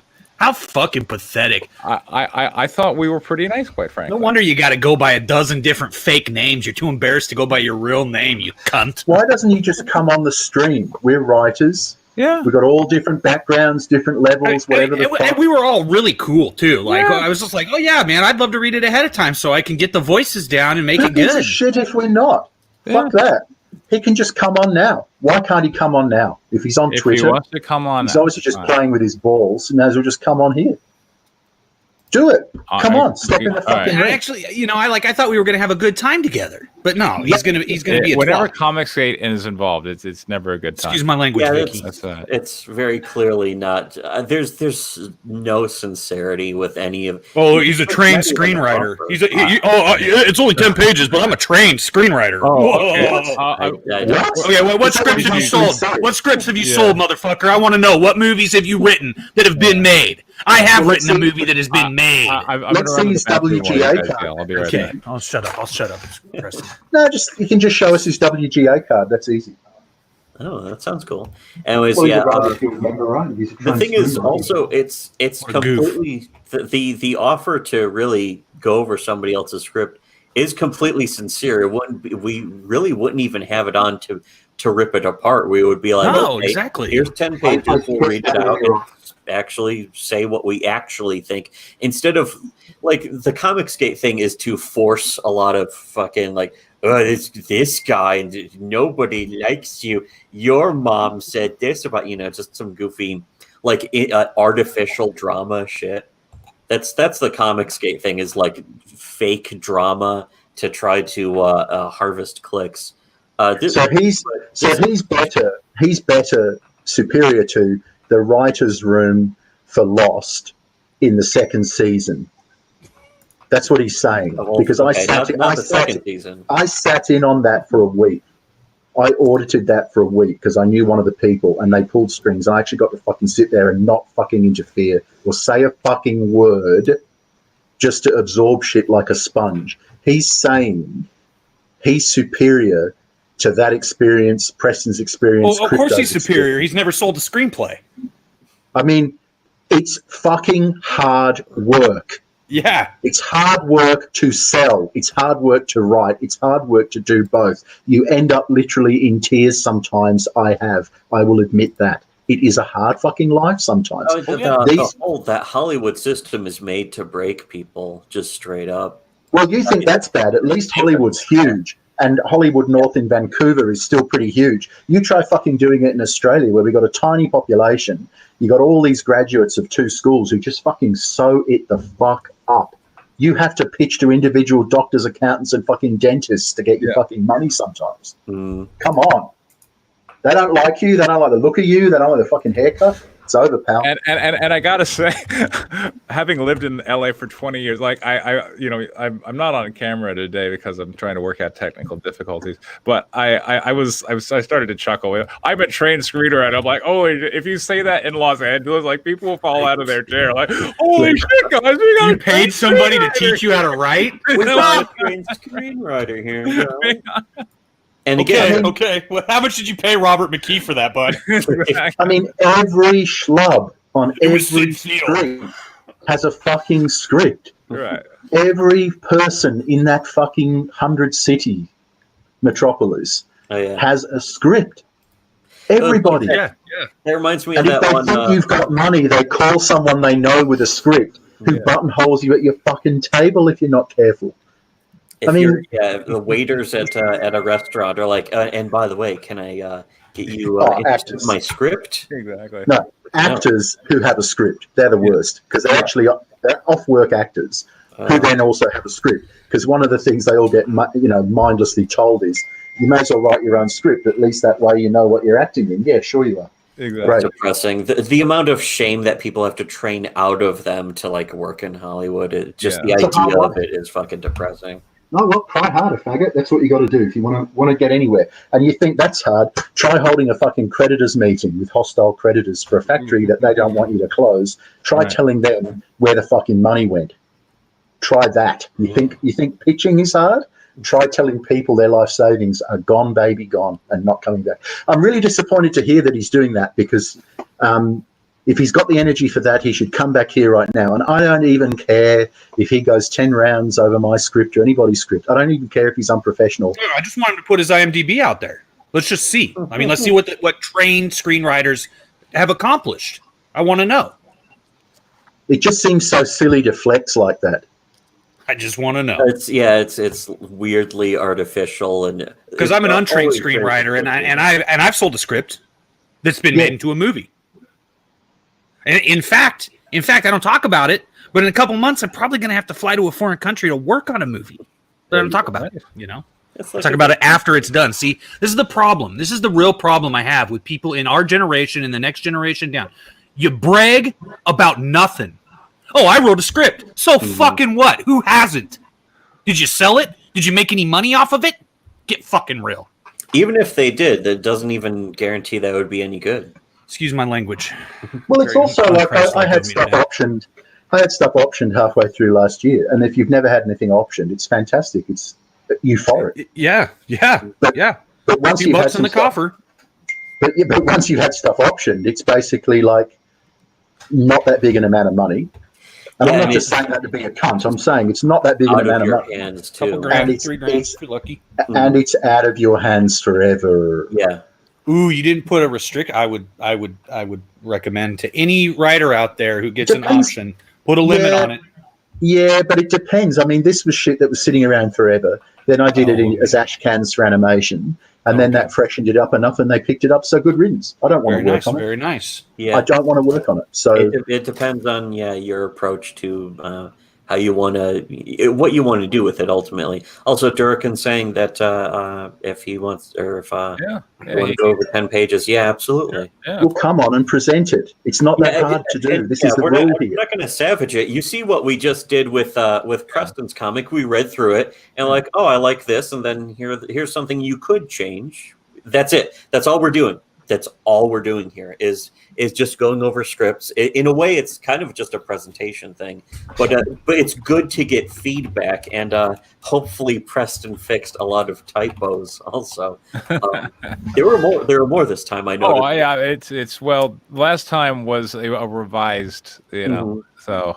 Yeah, when you're getting the ideas out there, I notice it's like you never notice all these because you're getting just the raw ideas out there like as fast as possible, and you're thinking faster than you can even spell. I've done that so many times too, and that's actually a good thing. It's a good thing because you're getting your thoughts on the page as soon as possible, and you're getting it constructed so that you don't forget it. That's the worst thing is having an idea. It's like, oh, I got a good idea for this line. Let me just type it out real quick. It's so terrible to forget it and be like, this is no different. This is no different from an old people's walking group that walks around a lake, or a young guys gym group, or any kind of training group, boxing gym or anything else. This is really just to keep people honest, so they keep writing and keep pushing and get remotivated.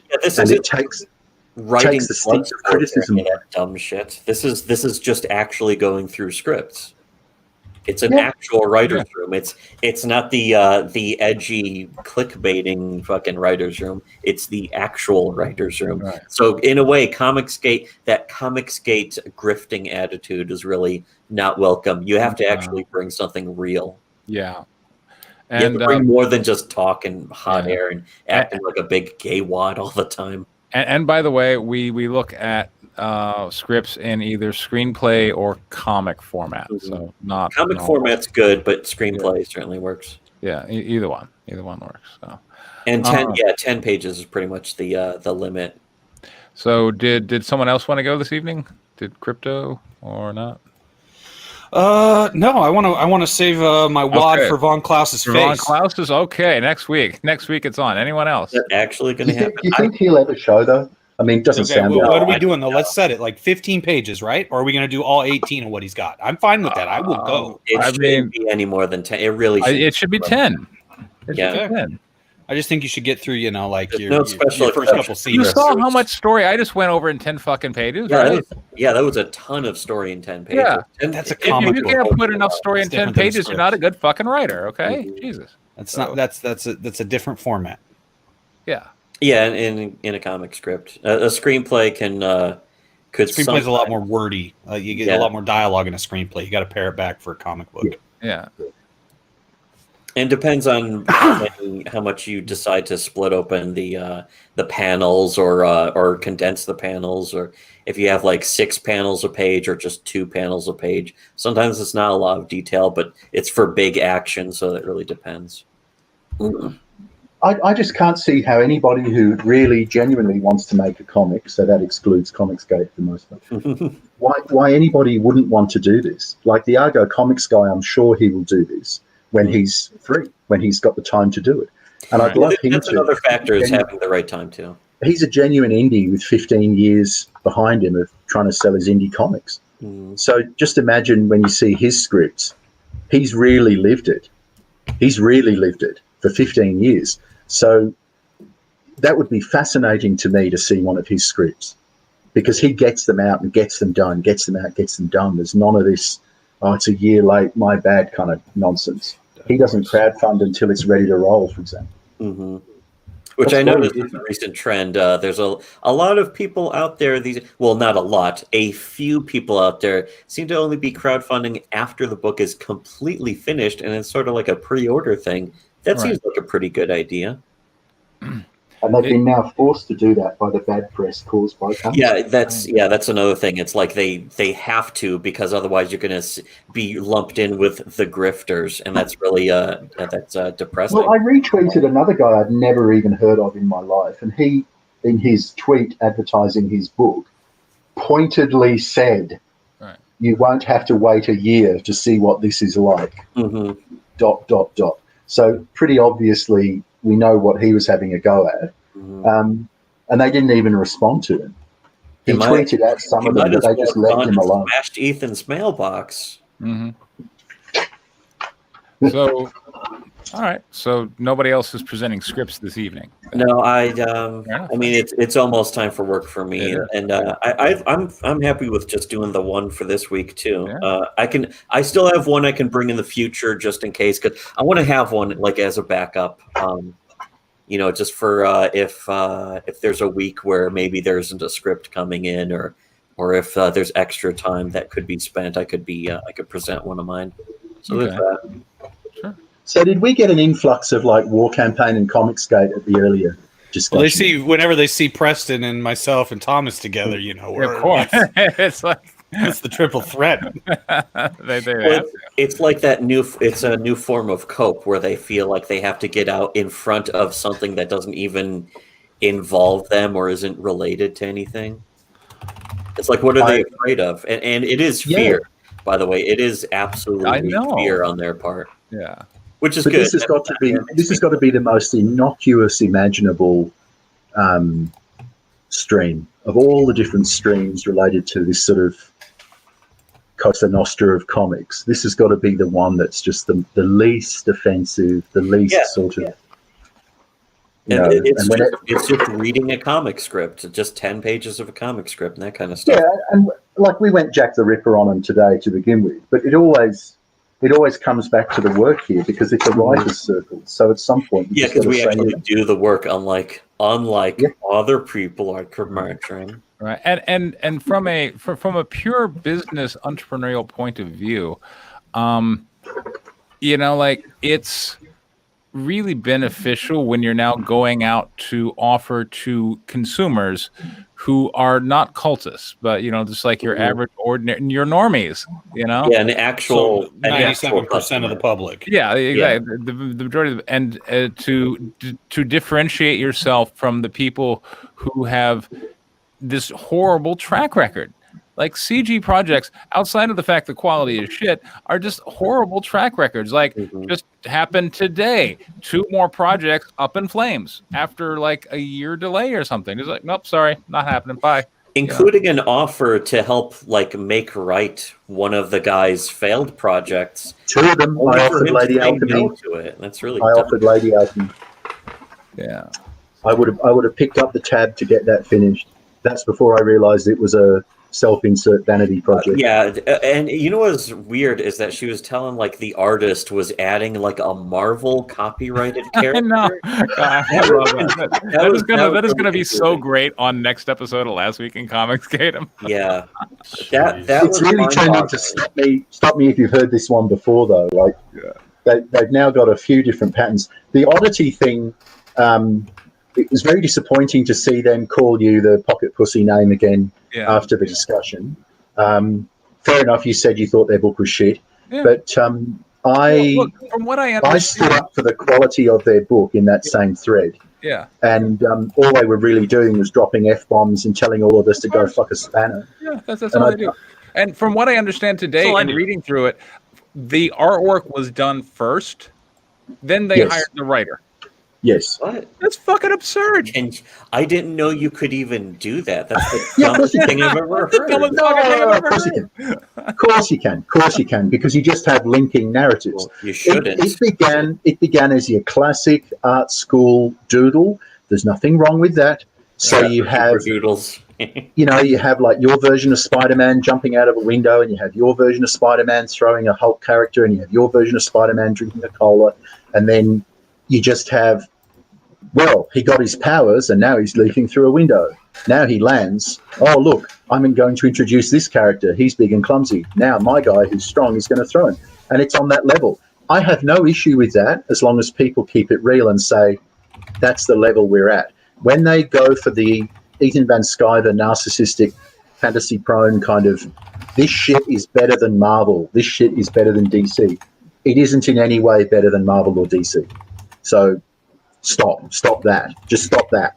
Even the worst editors at Marvel or DC would do a better job editing than Ethan did on Cyberfrog. Maybe not anymore, But yes, classically, yes.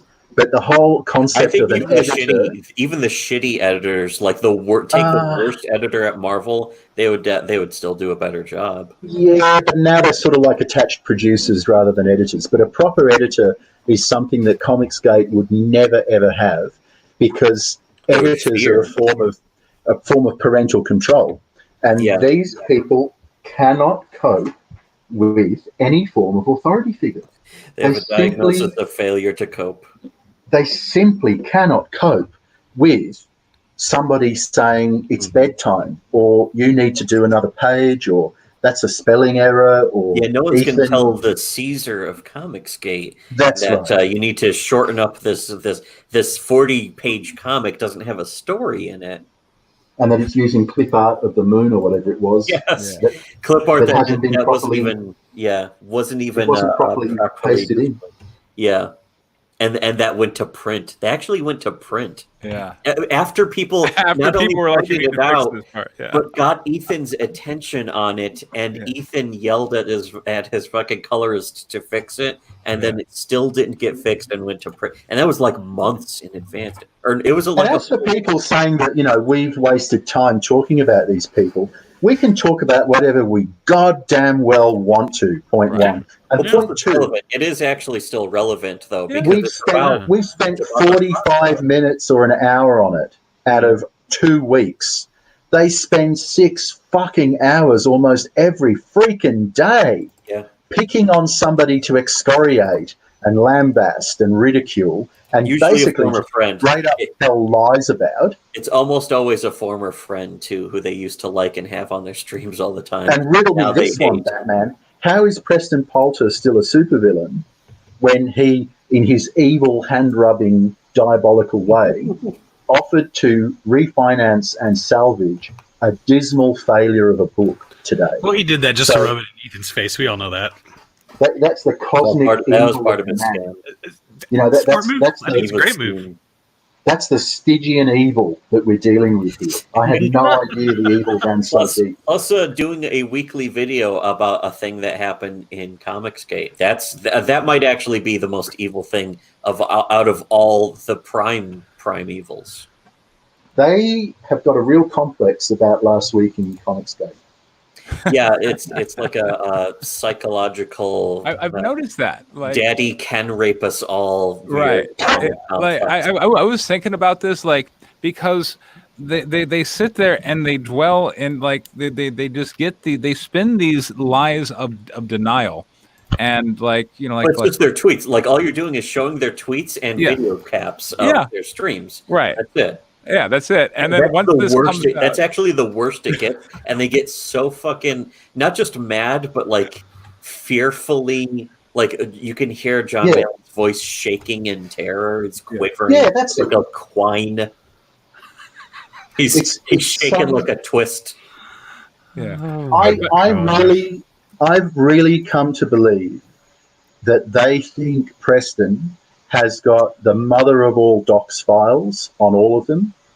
And I never think gave my docs files to Preston. and I think that they are concerned that one of these weeks it's going to be situation red for them, that he's going to, there's going to be the rustle of a piece of paper. And this week in Comicsgate, we discover Hunter Van Sciver doesn't actually exist. Woo!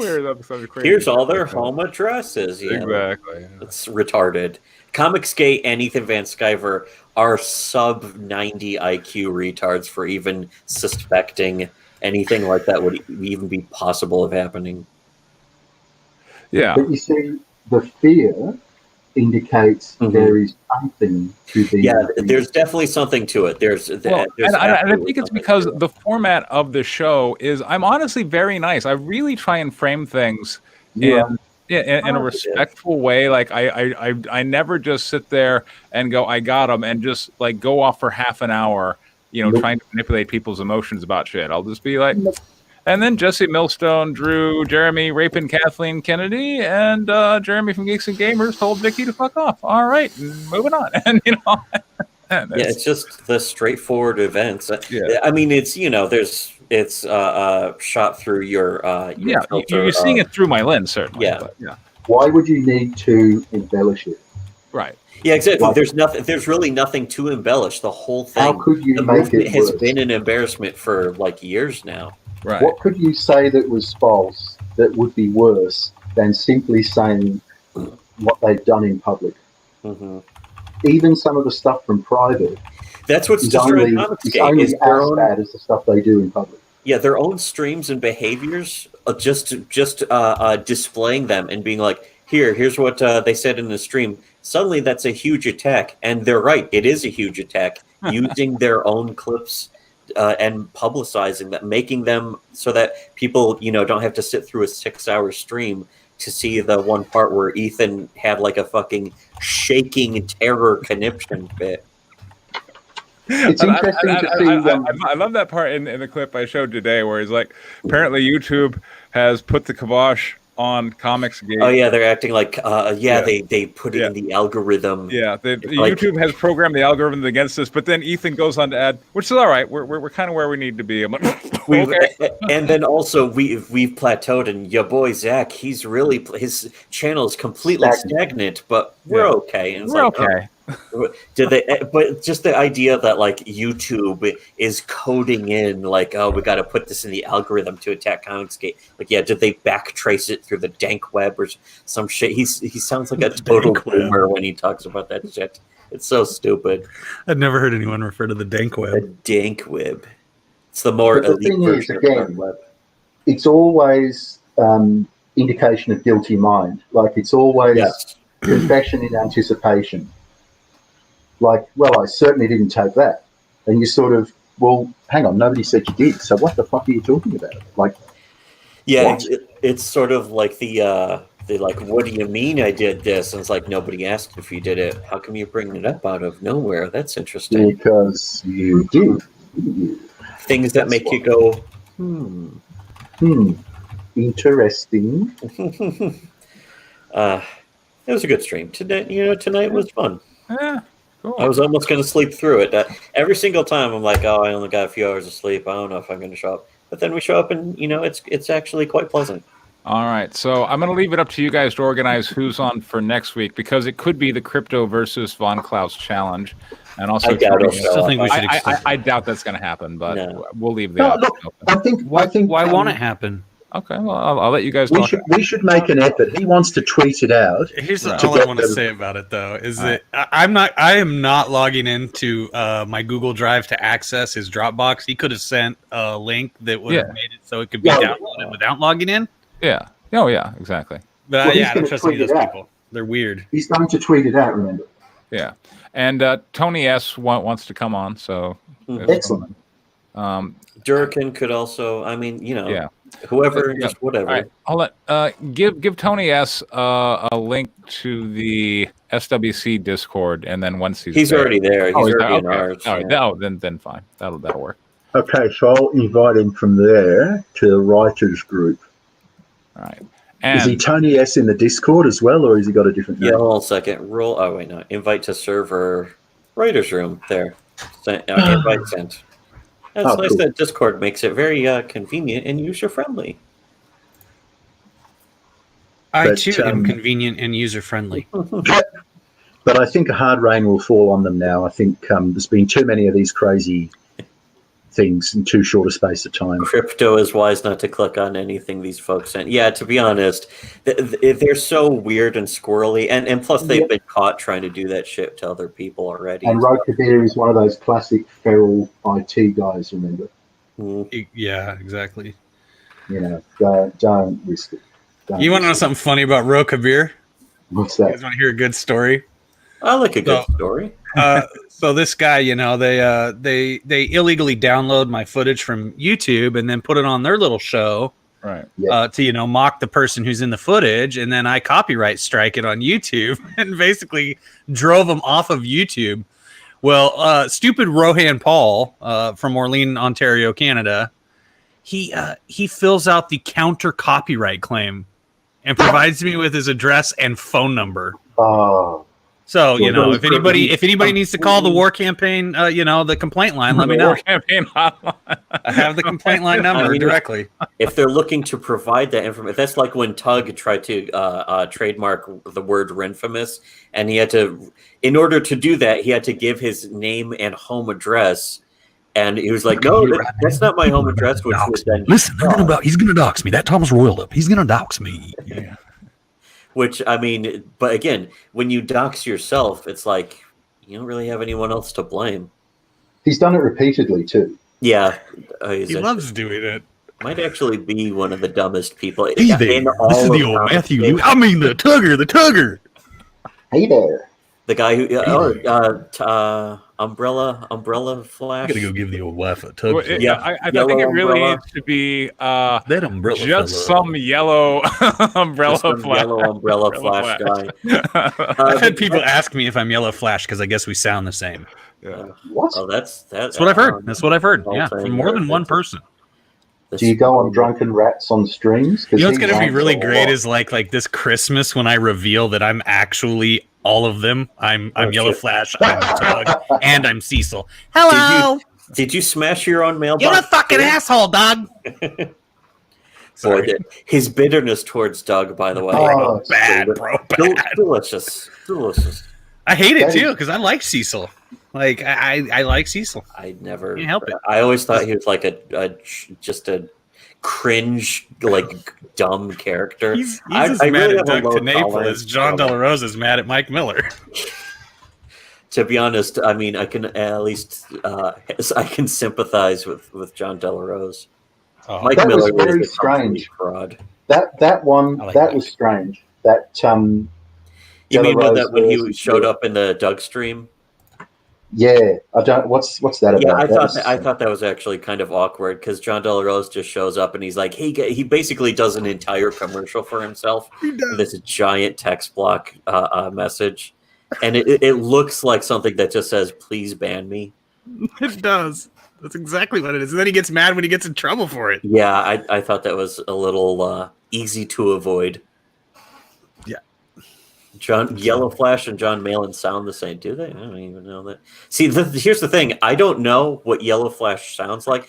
I don't even know if Like Tug me. has a daughter. Does she exist? Yes. I Okay, believe so she does that there someone has leaked some photographs of Mrs. Lewis and the lovely child together.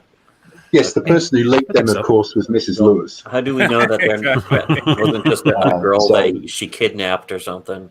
No, No. Maybe No, the real- she was the real- there. the real She was story planning to there is- eat this child.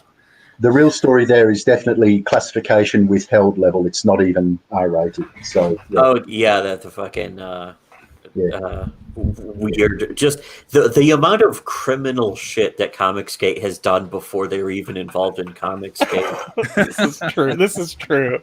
Oh my gosh. And now you've got the Monty Python sketch version of Matt Hansen saying to Critias earlier on, "Yeah, it'd be better if you just walk away and forget about it all. Yeah. Nice comic book Point is- project you got there. Be Yeah, it's ashamed amazing of how much anything that guy happened is to willing to interject himself into other people's business to the point where I'm going to sue his tits off. So the weird, it's like a self-incriminate. Like he's on trial. He's actually on trial Yeah. for it's called cyber stalking, but it's actual stalking. Right. Like stalking now. other dudes, not over the internet, but in real life. He's on trial, and he keeps incriminating himself more. And like guys like John Malin are like, "This guy is cool. He's my friend." And it's like, wow, this is going to age so badly for you. John Malin still hasn't been able to grow his eyebrows back since he burned them off hitting a bong. Is that what happened? I assume. I just make assumptions. Oh, Or maybe, actually, you know what? Here's another theory. Maybe on the weekends he's a drag queen, and so he keeps his eyebrows shaved so he can paint the right ones on. He can draw them back in. That's pretty cool. many such cases. But then he has to cover them up with a stupid beanie. You can find him reading Graveyard Shift at your local library in a dress. That drag queen thing, for some of them, that's not too far off. They're a bunch of queens, that's for sure. Yeah. But what I wondered about the hats they're on dumb. stream and stuff is, are they trying to evade face recognition, some of them? Yeah, that's Because there's one the absconding Tim Burton- parolee I'm aware of. Just Not fun. not any of the people that have been mentioned, but there is an absconding parolee in their group. Oh, really? Not the people mentioned so far. Right. And Also, the stealing feds- solo guy, he has to be on the run from Disney for the rest of his life now, or some shit like Jeez, that. that guy, what a disappointment. No, in my case, that was fucking hilarious. No, it was. I feel bad for all I the am not fans disappointed though, in a 'cause, single one of them. I think like, it's that dude's funny. pitch was fire, and to deliver what he delivered is just like, what? It makes me think, like, in what world did you think that this was actually going to be a good story when, like, you had a fire pitch? Why'd you turn it into trash? Like, you could have actually sold this to Disney, and they would have probably made it because it's a cheap comedy. I don't know. I have well, not he seen could a single definitely thing have from sold that it to from- Studio 6 or somebody like that. That's for sure. He could have. Yeah. He could have gone to a small studio. The idea of it, he could have. If he would have had a good. Yeah. But, You know, if he changed it from Harrison Ford to just Blairson Blord or something, Yeah. and, That's made it like a uh, Galaxy Quest equivalent. Yeah, as I said, like it doesn't have to be Star Wars. We get it if it was just he could Galaxy Quest it. yeah, Like he needs it. absolutely. exactly. He needs the Star Wars viewership to watch it, right? Exactly. So they're all in on the fucking joke. Like Galaxy Quest, everybody's in on the joke. They don't need a subtitle going, okay, guys, this is totally the first 2 seasons of Star Trek Next Generation, this bit. Everybody already fucking knows it is. Yeah, And if you do it well enough, that's it. That's the whole point of satire. but that was actually clever. See, that's the problem. That was actually clever. It was well written. Galaxy Quest was actually good and funny and smartly written, and had His good basic acting. idea was fine, though. It could have been funny, but he had to either really go further. theoretically, yeah. Yeah, I mean, I thought when I read it, I thought, like that movie Fanboys, which I mean, I don't know, Yeah, some people don't exactly. like that or whatever, but it's just like, yeah, just like a stoner comedy where they kidnap Harrison Ford. Yeah. And he got dark with it and shit, and killed him at the end or whatever. Yeah.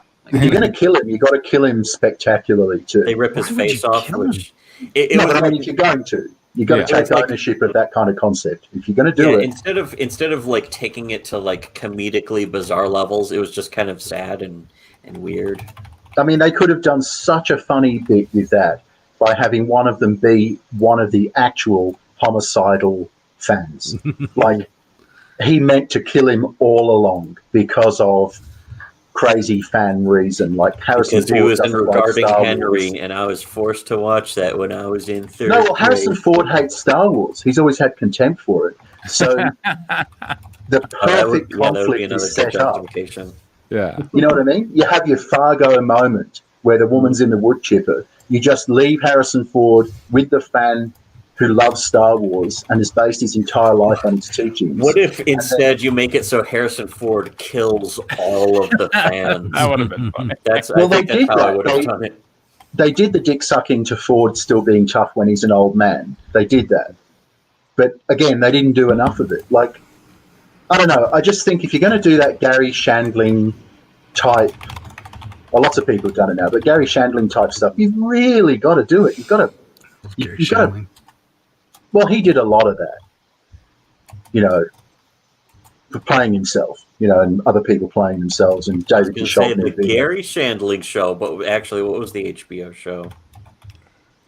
Larry Sanders. Larry Sanders, yeah. This is the theme to David Gary's show. Duchovny is a Gary bisexual, caught me up and asked me to ride absolutely his- obsessed with Gary Shandling. So he kept opening his legs when he's wearing his bathrobe and stuff like that. You could have done all of that stuff with Stealing Solo. Mm. You could have got in about the Carrie Fisher drug addiction and Hollywood kids, and it could have just been. I don't know. Shit, that would be even darker though than the fucking like having but what I'm his saying is- children, his face ripped off or whatever. Obviously, the guy's hung up. So obviously, Mhm. you're going to have this darkness. So if you're going to have the darkness, right? It's like the porny stuff in Guinevere. You can't not do it if you're going to have it in there. Mhm. I mean, fucking her doggy style and she's a meth addict. That's where you have to end up. Like, you can't sort of pussy out, can you? It's got to be that Yeah, bad. you have to show how bleak things get. Yeah. Just to acknowledge it. I mean, either way, King of Comedy, pretty dark. It was a dark comedy. It was very bizarre and goofy. King of Comedy is actually what Stealing Solo was clearly trying to be and didn't even come close to, though. again, though, I still don't accept he was really a writer when he wrote Stealing Solo. I still think it's more of a thought bubble. You know, I like the idea I could of be being a comic maker too. You look at this guy. I got this idea. Now I'm going to draw it, and it's like, oh, you didn't go through the years of like, how hard could it be? And experimenting. How hard could it be? I mean, you did it, so how hard could it be? And that's just very disrespectful. Mm-hmm. Very disrespectful. There's really no appreciation for writing, and that's why all the Comicsgate comics are just dog shit. I used to think you were unduly harsh on them, to be honest, you and your brother. When I first encountered you, I thought, we're real little rough on them. No, but I originally thought, because I didn't know you from a bar of soap, so I just figured, well, come to that, who the fuck are you? Like, that's true too. But then you see, to be fair-minded, I thought, well, come to that, who the fuck am I? And also, does that mean that they're not right? Does that mean that you have to have done a fucking comic to have an opinion on comics that's correct? Yeah, exactly. If somebody had never done a comic before and they said, "Oh, this guy is," I always listen. I always pay attention. It's like, oh, this guy's not too bad. It's like, okay, maybe he's not too bad. Maybe I don't know the guy. But then this oddity stuff. It depends on what I do know. I've never said different from oddity is an art school idea that evolved a bit, right? And good on them for doing it. But I think that they've got rocks in their head to be anywhere near Comicsgate because, first of all, the gas giant in the middle will never let them succeed. Mm-hmm. And second of all, and it will actively sabotage them. And second of all, the audience that they've chosen is so tiny and there is so little goodwill outside that audience, there will be no real crossover sales for them as long as they stay part of comics. Not just tiny, but like even you take away the gas giant, you take away Slabo, and if you just with that audience that's left, it's still like the stereotype of the entitled fanboy. That's who you're appealing to. And what I noticed appeal to your general comics reader or something. Appeal to your general customer, but don't appeal to the fanboy that is only capable of complaining. But they really are like a fan fiction forum.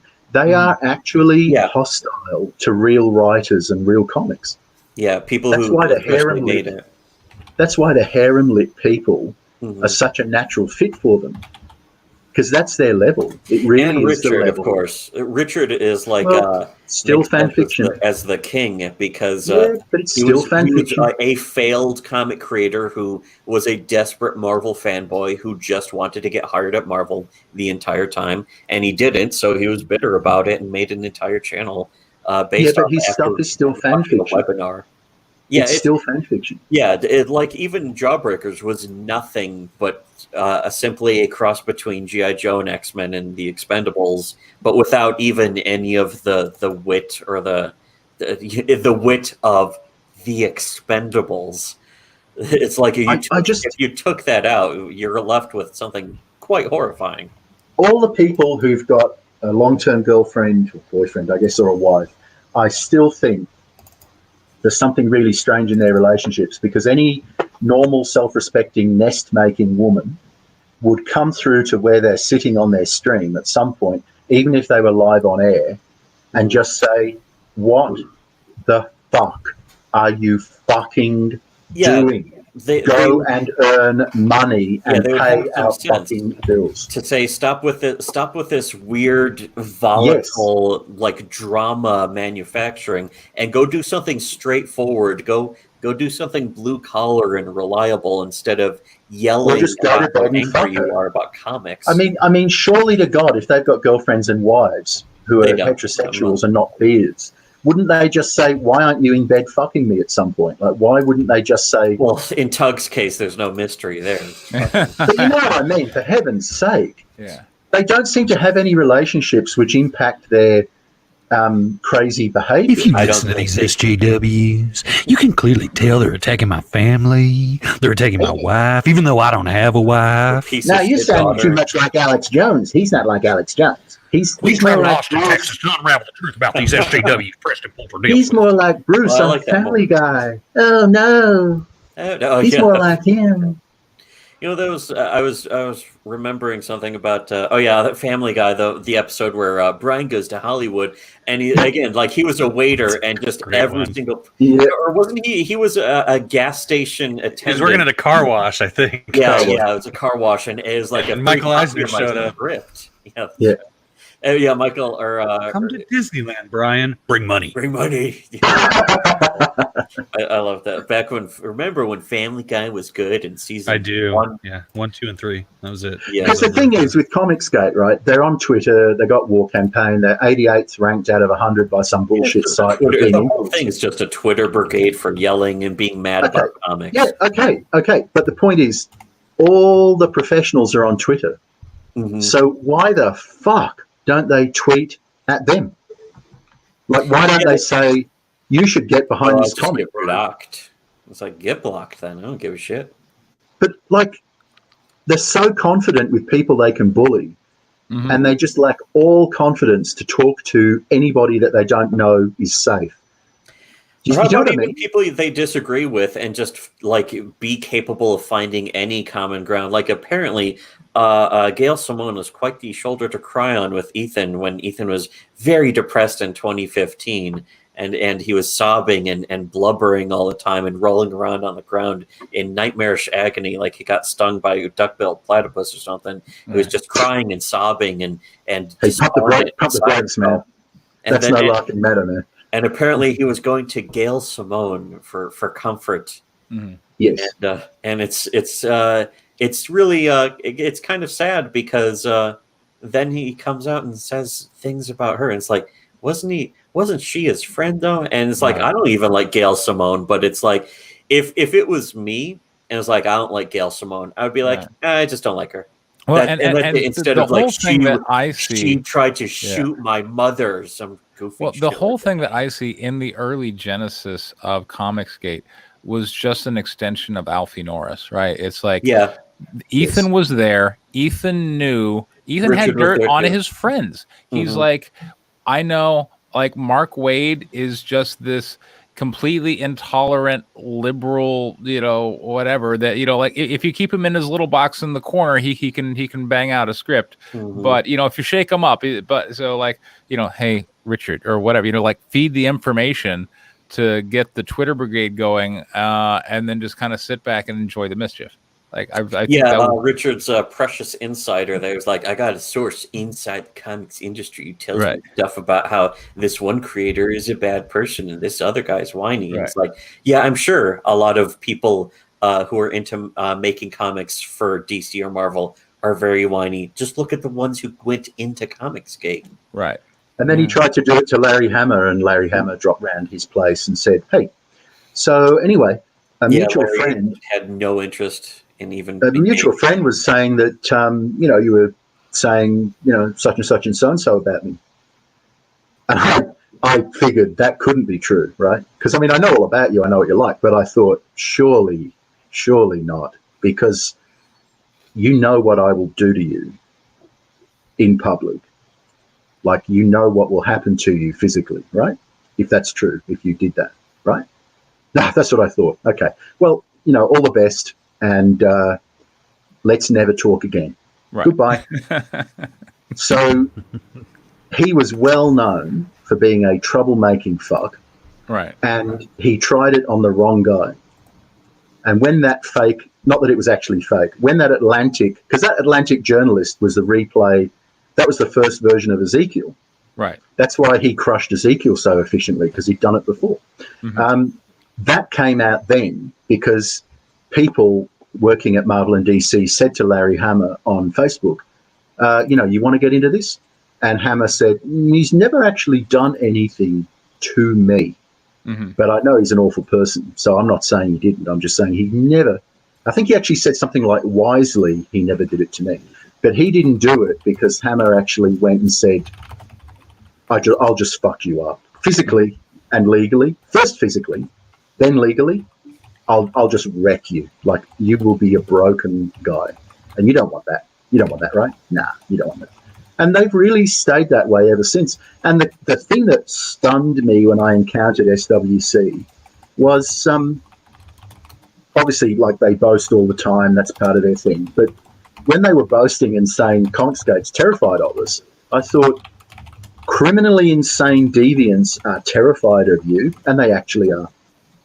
They actually... I actually didn't even believe it until I was told by other people, yeah, they're afraid to even mention you. And I thought, that's weird, because we're like the smallest channel. We're just about the smallest channel on all of YouTube. Right. And yet it was very clear how they would go out of their way to even avoid mentioning us when we had been confronting them before anything else. Well, that's what I thought, because I saw it all unfold, and I thought, okay, well, this is going to be a very quick mystery to clean up, because... what they've just said, there's no way on God's green earth they're not going to just go full tilt at them now. And they didn't, and they still haven't.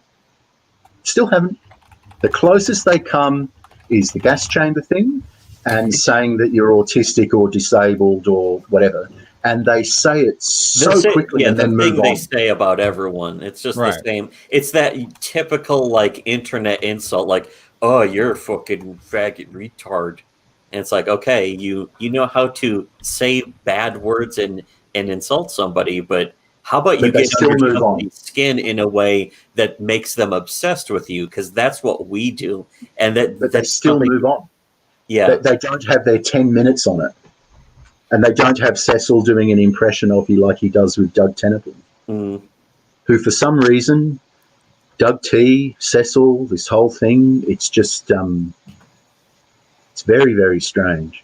It's very, very like strange. part of almost part of the show. I know Doug doesn't really want to be like part of this show, this comic show. Why would he?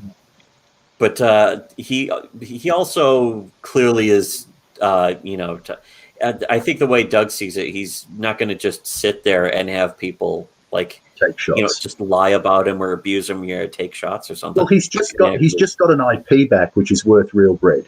Yeah. So part of protecting that IP is protecting his own reputation. Yeah, your reputation, exactly. If he doesn't, then they fuck the IP up as well. Mm-hmm. But this funny addiction to 1998 is also bitterly ironic, because it is now a repeat. It's now a repeat of 1998, where Cyberfrog died in the arse, Earthworm Jim took off for the stratosphere, all these other indie things went past them. I mean, I don't know. It's just very sad in a way. Very, very sad. It was the big crash of the big two in '98. Wasn't there? There was some general economic crash and a lot of other stuff in 1998. I mean, there was like a recession around that time, but there's some other specific thing that we were talking about like a couple weeks ago. Forgot what it was, but like just some generally disastrous things in 1998 that were bad for comics, but also just generally bad for, the economy or society or something. But you see, like the coronavirus or something, doesn't have to be that, but something's going to come, take away all the discretionary spending and the psychology of people wanting to spend it. And that will pretty much be the end of most of the Comicsgate stuff, because people don't go to the state fair when they don't have any money. Yeah. Just doesn't work that way. So and that was all no matter what happens, all of it, the way I see it, at least, it was completely a matter of time. It was completely inevitable. There was no avoiding.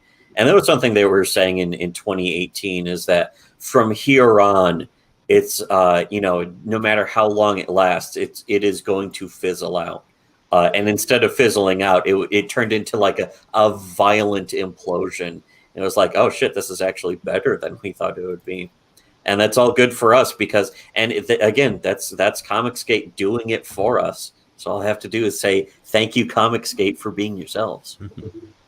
The person I've recently been introduced to, who is a serious cat about all of this stuff, that alone, that is the Comet impact alone, just that. Because it's a real operator, it's somebody with real contacts, and he has a serious-minded approach. He does not explain them away or sort of, but, they mean well or any of that. So, and that's somebody completely different again. That's not any of the usual suspects that they always think are behind everything. And you see where there's one person like that, there's probably a lot of others. Yeah, it's not even like former Comicsgate or people involved in comics or anything anymore. It's completely outside of the sphere of Comicsgate's understanding. Ethan, like, it wouldn't have no clue about the people who are now investigating Comicsgate. And not because they're big meanies. Mm-hmm. Like, it's not. Yeah, it's not. like, there's nothing personal or even casual interest about it. No. Because some of the things they've done are too serious. And Jimmy done in was the such criminal, of course. There's the actual criminal activity now. Yes. And direct connection. There's direct connections from criminal activity to every single remaining member of Comicsgate right now. Yeah. Because they don't separate themselves from it. Right. Mm-hmm. They willingly engaged themselves in it almost gleefully. And again, thank you, Comicsgate, for being yourself. That's going to come very, very much in handy. All your streams and stuff, it's going to be very helpful. And when they suppress the streams, first of all, the feds can get them. And second of all, that's not going to matter. It's extremely silly to delete things. Yeah. Because it's obviously guilty behavior. So yeah, especially anything on Twitter. It's hilarious that people still don't know. Like, I remember, like, in 2011, comedians were saying, every time you tweet, it's permanently in the Library of Congress, even if you delete it. It's like, why would you willingly submit your geotag and all that shit? And people these days, I guess, forgot all about that, but it's still like true. There's all these statistics that the lapdog media crank out for their bullshit articles about social media, and nobody seems to realize it's all literally a matter of record, like actual records, whether you want it to be or not. So, as you say, it's all there. It's because they don't think it's incriminating, though. They actually think, no, that time that we leaked Bean's private backer information, that was fine for us to do because, hey, that's just us talking about that. And that time they called a woman who recovered from cancer a cunt, the child rape stuff. See, Daddy can't rape us all. There's just stuff that they do every once in a while that is so beyond the pale that, they can explain away crypto as just being this driven, sort of like comic book hut, just another weirdo, ha. All this sort of bullshit.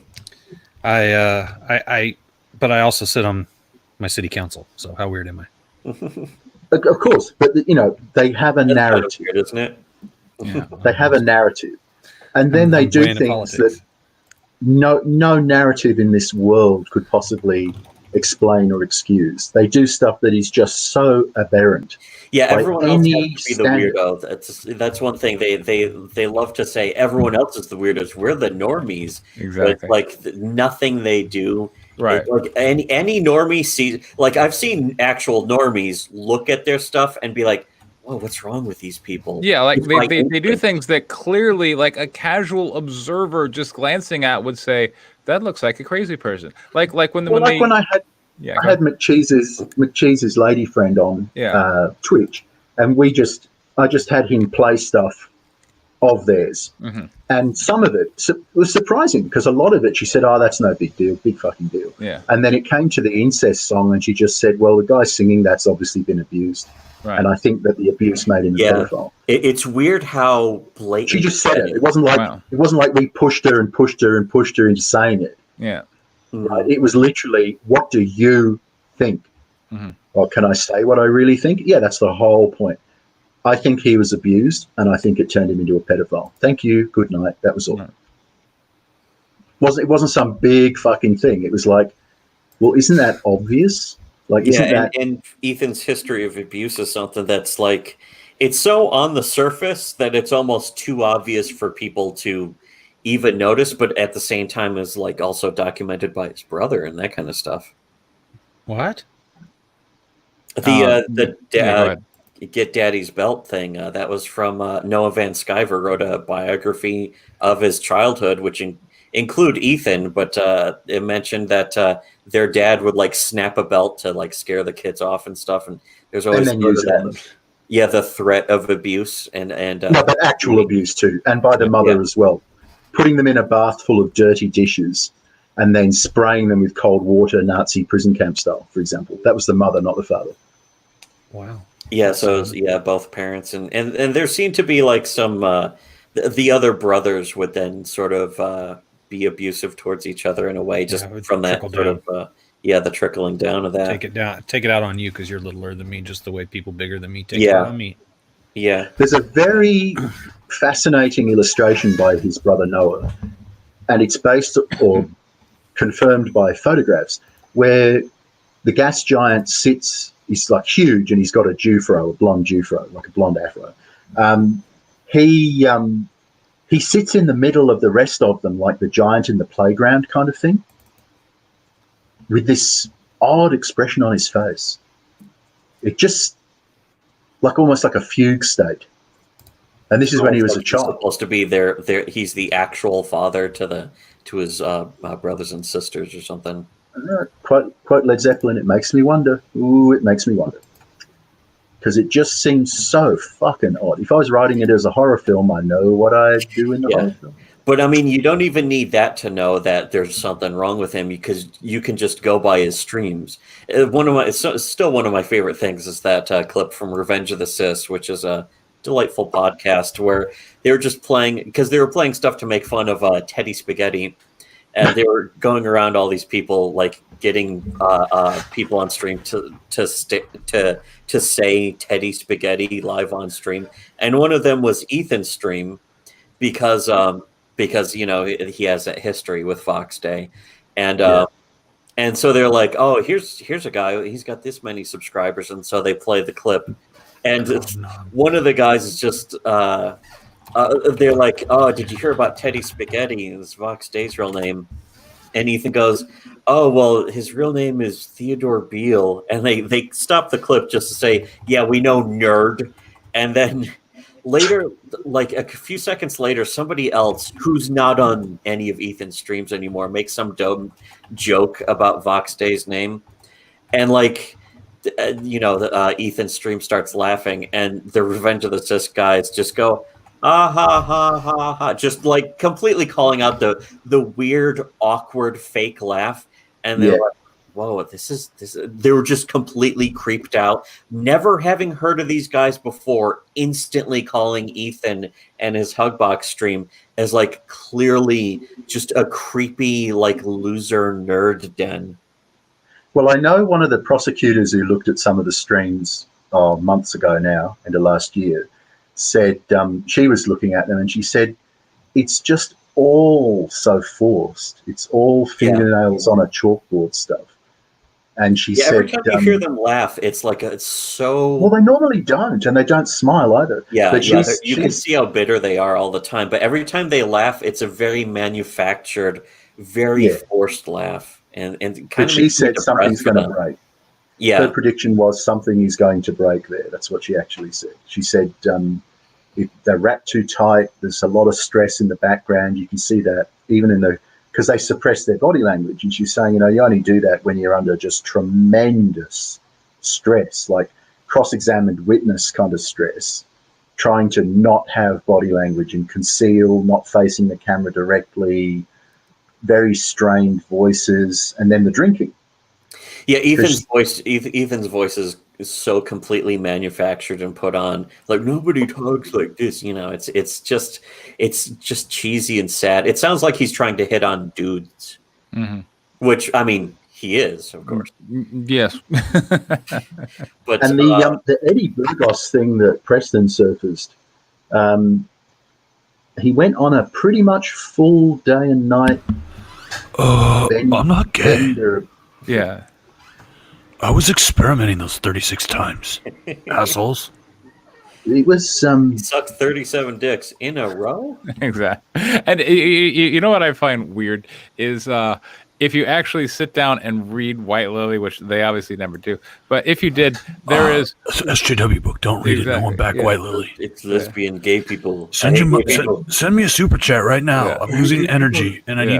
need to fight him. I can fight him. Daddy Ethan Caesar hates gay people. yeah. Oh, my blood pressure. Only super chats help.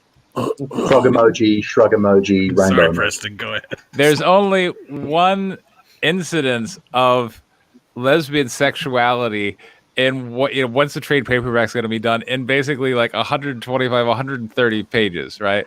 And I was reminded of that joke, being like, you know what? Damn it, you go out and you work as a ditch digger for like 10 or 20 years, and nobody really thinks that defines who you are. But you suck one cock and you're a cocksucker for the rest of your life, and it's like that logic applied to White Lily. Like there was they had sex, they're lesbians for life. That's the whole book, is just a lesbian book. I'm like, It all started because You're way your into books- Lesbos, though. oh, I love them. I love them, sure. They started off saying your books were super square, Right. super dull, fucking right. World War II shit. It's just Right. fucking so lame. Right. And then, without any permission being given by them, or you bending right. the knee to them, or doffing your cap to them, Yeah. oh, here's a cover where two chicks are making out, Right. and they just like, what the fuck? They just had to play such a game of catch up over that. Right. They just didn't expect it. Yeah, And they're you always didn't get so many permission off them steps to do it. behind. What were you saying? There are always so many steps behind. They're Yes. constantly just trailing behind. Just completely normal. Like here's a comic. Here's the story. And they're like, oh, what's going to happen in this? I bet this is going to happen. It's like, nope, it doesn't happen. You're wrong again, Comicsgate. Exactly. And like today, as I said about Ethan, well, you got all this money, Mr. Moneybags. Right. So I guess you'll bail him out, right? You'll bail Critias out because the property's Yes, so from your low. parents. You got a trust fund from your parents. I I want to say Technically, that Doug Garrett is the guy who shot Cyberfrog. Doug Garrett killed Cyberfrog. Oh no, Definitely You can sub to him fucking as science, DUG. because of course there is no money for anything anymore.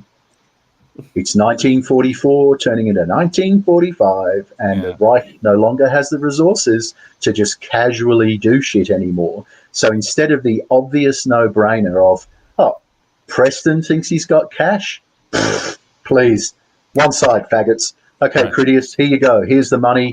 We picked you up. That's what Comicsgate does. No, I'm He pretty had sure to what be- made Preston an SJW. Right. he had to be was the given illness the soy. trademark. Purportedly. disagreeing is what made Preston an SJW. Don't disagree with anyone with the leader of Comicsgate, the leaderless movement Comicsgate. Don't disagree with the leader, or else you're an SJW. And so they played catch up all day over the I'll buy the book. Right. And then they have no answer at all, no financial answer, no like, please, he's going to spend money on it. This is money. Right. Here's the money. Mhm. No. And you see, what that tells me is they don't have the money, so they can't get into a pissing contest with you. And the amount of money that they say you have, which is $5,000 a month, Mm-hmm. like I said before, it's not really a huge amount of money. No. So they don't have that much money free, is what it tells them. Yep. Like, you don't have to be a poker player to know that. Mhm. Because if they did, they would. Yep. They straight up would, because they Just hate want- Preston that much. I want to say to the chat real quick, Pat Garrett and Billy the Kid is the only good thing that that guy Bob Dylan was ever in. Was that in a movie? And it's by Sam Peckinpah. Oh snap! I really like the Salad does. Wild Bunch. I like the ending of the Wild Bunch where everyone gets machine gunned to death for like 20 straight minutes. Yeah. I actually do love that. Why not? Anyways, fuck, it's actually late for me. I It should is. be- All right. We should probably wrap this Yeah. up. It hasn't been 6 hours yet. Exactly. Thanks for coming by and talking about scripts for 2.5 hours. Do you guys think my Ethan sounds kind of like Keanu if he played Ethan? He I was does. gonna say yeah. Butthead, but yeah, I guess yeah. Keanu too. Yeah. Yeah. Cecil. The day they thought Cash Grab was cancelled, we heard all their real voices. Yeah. Oh yeah, And yeah. the The weird despair. depression, like that. Yeah, Yes. Ethan suddenly wasn't putting on his voice anymore. No, it wasn't doing the silly cartoon lion voice anymore. It was just this drone of like, Yeah. I'm now calling on war campaign. Remember that? The calling on the war campaign thing? Yeah. Oh yeah. In his real we need to do a voice. deep dive on Preston. Put down the bong. We need you to Google him. and just like we started out this stream with, you tried to get on Ethan's show once, and now I'm just like, week 6 of the deep dive. They have discovered I tried to be on Ethan's show once. It did continue. The worst thing they could ever find. It's like, man, you guys suck. They keep making out that you're a jilted girlfriend. Preston's parents also love him. Right. That's bullshit. Exactly. That's the worst they can say, is that you did what he asked you to do, Right. and now you're a jilted girlfriend. Right. And they can't admit that Ethan asked people to do it either, which is a weakness in Comicsgate. Now Comicsgate reveals its own weak spot. Well, Nerdrotic. Gary Beekler did the same thing for the same sort of stroke reason. Like, oh, I'm so busy, just keep emailing me or keep chatting me, and I'll get back to you. Yeah. I mean, they ask people to do it as an ego thing. And if you do it to try and actually do any real business with them, as I realised, you're just wasting your fucking time. So don't. Yeah. But it's easy to do to begin with because, okay, well, that's your show, that's your shtick, so I'll buy into your shtick, see if we can do some business. They're not really interested in business. It's like when I got my deal 2 years ago now, and he said, oh, I can have you on the show. And I said, oh, no, I've already got a distribution deal. And he's like, oh, well, then you don't really need to come on my show. And I said, well, I can still come on your show just because I don't need you to pimp something. Like, that surely isn't all it is, right? It's not just clout. Like, can't we share opinions? But no, it was entirely clout. If you weren't bringing tribute on camels, then what's the use of you? Like, you're not there to bend the knee. So if there's no bending of the knee, there's no even if upside. you do bend the knee, it's just so that they can push your face down in the mud and then get up in you from behind. Yeah. Yeah, the ego, the power trip. That's really all it's about. I'm leaving. Okay, yeah. All right. We can keep going. I got it. Do it on someone else's channel. Hail, brothers, hail. Hey, brother. All right, yeah. All right. Good night, everyone. Okay, yeah. See you Good night. next time. Good Next night. Wednesday, Take care. everyone. All right, bye. Bye. Okay.